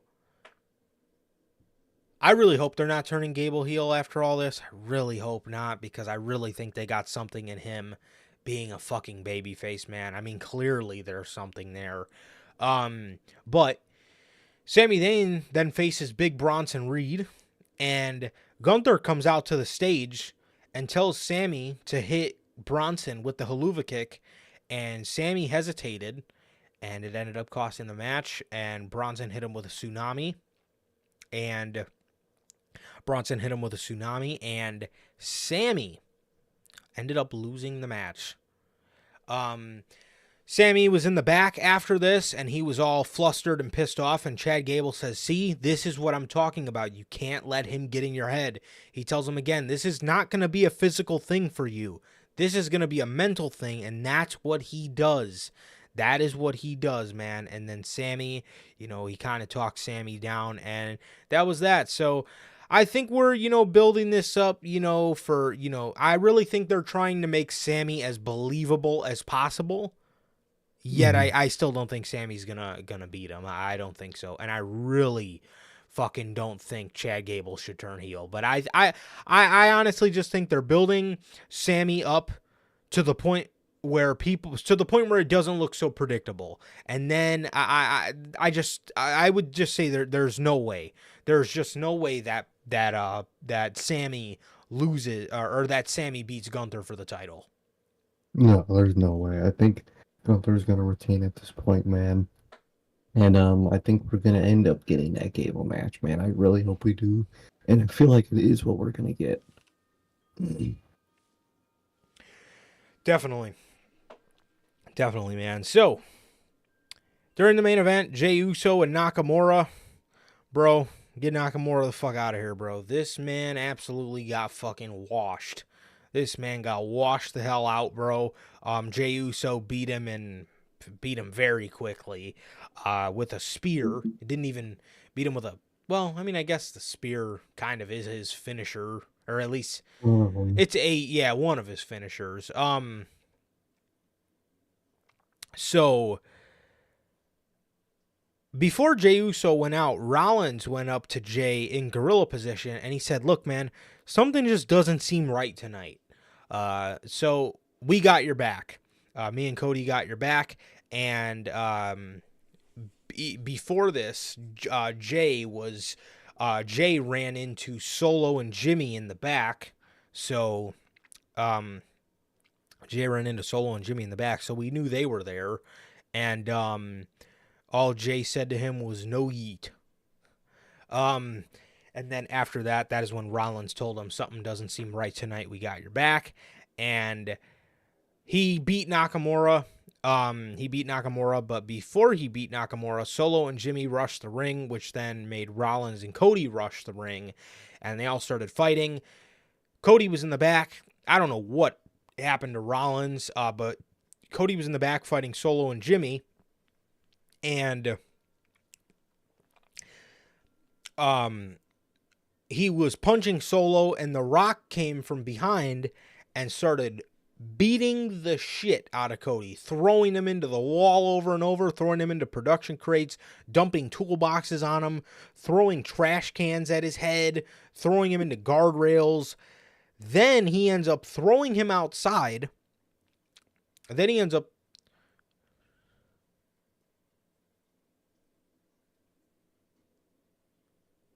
apparently after Seth said that, he made like a mean mug face or something. So now everyone thinks Seth is turning again. Maybe he was just mad because he just said something doesn't feel right. Yeah. Obviously, if something doesn't feel like you're looking, because you know something's up, you're expecting something. You think he's just smiling ear to ear, thinking he's about to get his ass whooped randomly? Huh? Dude, I hate the Seth is turning narrative, dude. It's so stupid. Like, what did they expect him to do? Something doesn't feel right. Like, what? What? Good old Twitter. Good old Twitter. So, then The Rock pushes Cody out into... He pushes Cody out into the pouring rain here in Chicago. I can hear it outside of my fucking window. It's still raining. Okay. He pushes Cody, out into the rain, and Cody is just getting his ass whooped. He's throwing him into a American Nightmare whiskey bus. I don't know if that's Cody's tour bus. I would hope not, because that is a blatant fucking giveaway. If that's the case. Which one's Cody in? The one that has his fucking face on it. So I would certainly hope not, but yeah, so Cody is just getting his ass beat. Rock then brings him over by a ledge, which is the underground tunnel that, to the arena, the underground tunnel for the arena. And, oh yeah, there's no way Cody can lose night 2. There's no way. I don't know if anybody at that point, I don't even know if it's worth, the whole story narrative, bro. Dude, just kill it at that point. I was going to say, at that point, how long are you going to focus on one guy's story? A, before you give anybody else a chance at finishing a story, or B, before people turn on him. You know what I mean? Because at what point are we going to wait for Cody's story so long? It's going to become, what about Gunther's story? What about Sammy's story to becoming a world champion? What about CM Punk's story to becoming the world champ again? McIntyre, the list goes on of guys that people are going to want to see. So, I don't know, man. I don't know, it's bro. Interesting, man. Yeah, if he loses, you might as well trade Cody for Wardlow at that point. Might as fucking well, dude. Might as well. So The Rock has him leaned over against a ledge that is the underground pathway to the Allstate Arena. I honestly thought he was going to dump him over that. Just like he did to Austin with the river. I mean, obviously, down there they would have, some sort of crash pad for him. Oh my God. So, yeah, that man would die.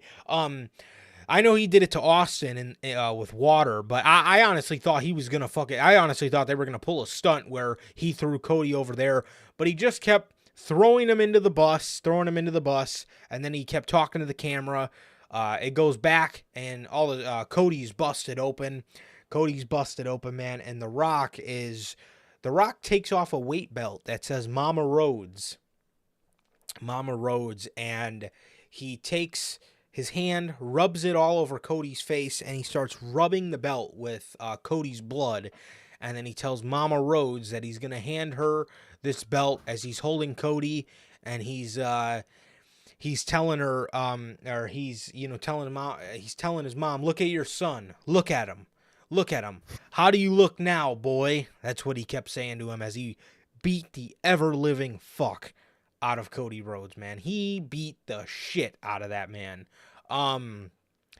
Very good television. Very, very good television. Again, my only thing here, dude, is are we fucking building towards Rock and Cody or Roman and Cody? Because at this point, it seems like we're doing Rock and Cody more than it has ever seemed like we were doing Roman and Cody. Oh, dude, it really has, man. And, dude, after tonight, whether it's Monday or it's fucking Friday, you cannot have this man, Cody, be nice to any of these guys. Fucking handshake, give any form of respect to any of these fucking bloodline guys. Yeah, obviously, besides Jay, because he's not a part of it, but you know what I mean. This should have flipped a switch in his head, and he better be a fucking monster after this. A fucking, just a determined ass motherfucker. Ain't no way he's at any point at all after this nice to any of these people. If you are, he looks like a total bitch. And he better show up to SmackDown. I don't know if Roman or Rock are gonna be there, but I'm sure Jimmy and Solo will. That man needs to show up and beat the shit out of them. He better be out for blood, dude. He better be. Yes. Dude, this man, no fucking way. No way should I ever see any sort of respect, any sort of liking, any sort of fucking gratitude or whatever the fuck Cody talks about with the bloodline and Roman Reigns. I respect him and this and that. No more of that. Today is the end of that. Today is the fucking end of that. Done. Seriously, man, it needs to be over with. You have to. There's no way you could be nice after that. If he's nice after this, ultimate fucking pussy. 100%. And they need to stop making him look like a fucking pushover. Dude, it has to end. This has to be the end of all that. Yeah, it needs to be done. It needs to be done. And again, next Monday, next Friday, this Friday, whatever you got, this man, like Sir K said, needs to be out for blood. This man needs to be a fucking killer from this point on. There's enough of this nice guy bullshit, especially after today. I need fucking Civil War Cody back. Seriously. That's what he needs to be for his sake. So, that was everything this week, man. That was your week of AEW Dynamite, SmackDown, and Monday Night Raw. So that was everything, man. And what was the best Monday Night Raw of 2024 so far, man. The best build towards Mania show that we've gotten, man. So it was a great show. Of course, it was from Chicago. This is where magic happens here in professional wrestling, bro. Here in this beautiful state of Illinois, man. So, or city of Chicago, but you guys get the point, man. So with that is going to do it for this edition of the Notorious Heels podcast. Another great edition of Notorious Unscripted, and that is going to do it for this edition of Unscripted, man. Thank you guys so much for joining us, man. As always, it has been always a pleasure. From Johnny Mayhem. And Sir K. And that is going to do it for this edition of the Notorious Heels podcast, episode 188 of Unscripted. Ladies and gentlemen, please like, comment, and subscribe, and we will see you guys on Friday with the news. Peace.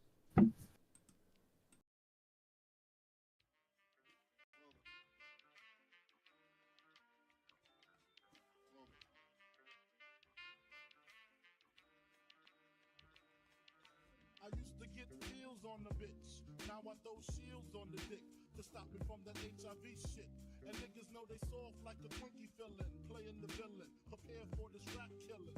Biggie Smalls is the illest. Your style is played out like Arnold, and that's what you talking about, Willis. The thrill is gone. The black Frank White is here to excite and throw dick to dice. Bitches are like I'm brainless, guns are like I'm stainless steel. I want the fucking fortune like the wheel. I squeeze cats till my clips is empty. Don't tempt me. You don't want the fuck with the I'll be damned if this ain't some shit. Time to spread the butter lyrics over harmony grit. It's the mood killer death trap. Yes, I'm a jet black ninja. Coming where you rest at, surrender. Step inside the ring, use the #1 contender. Looking cold booty like your pussy in December. Nigga, stop bitching, button up your lippin'. From method, all you gettin' is the can of ass whipping. Hey, I be kicking you, son. You doing all the yapping, acting as if it can't happen. Your frontin' got me mad enough to touch something. You want from Shallon, Allen, and ain't afraid to bust something. So what you want, nigga? You want, nigga? I got a 6-shooter and a horse named Trigger. It's real, 94, rugged raw. Kicking on your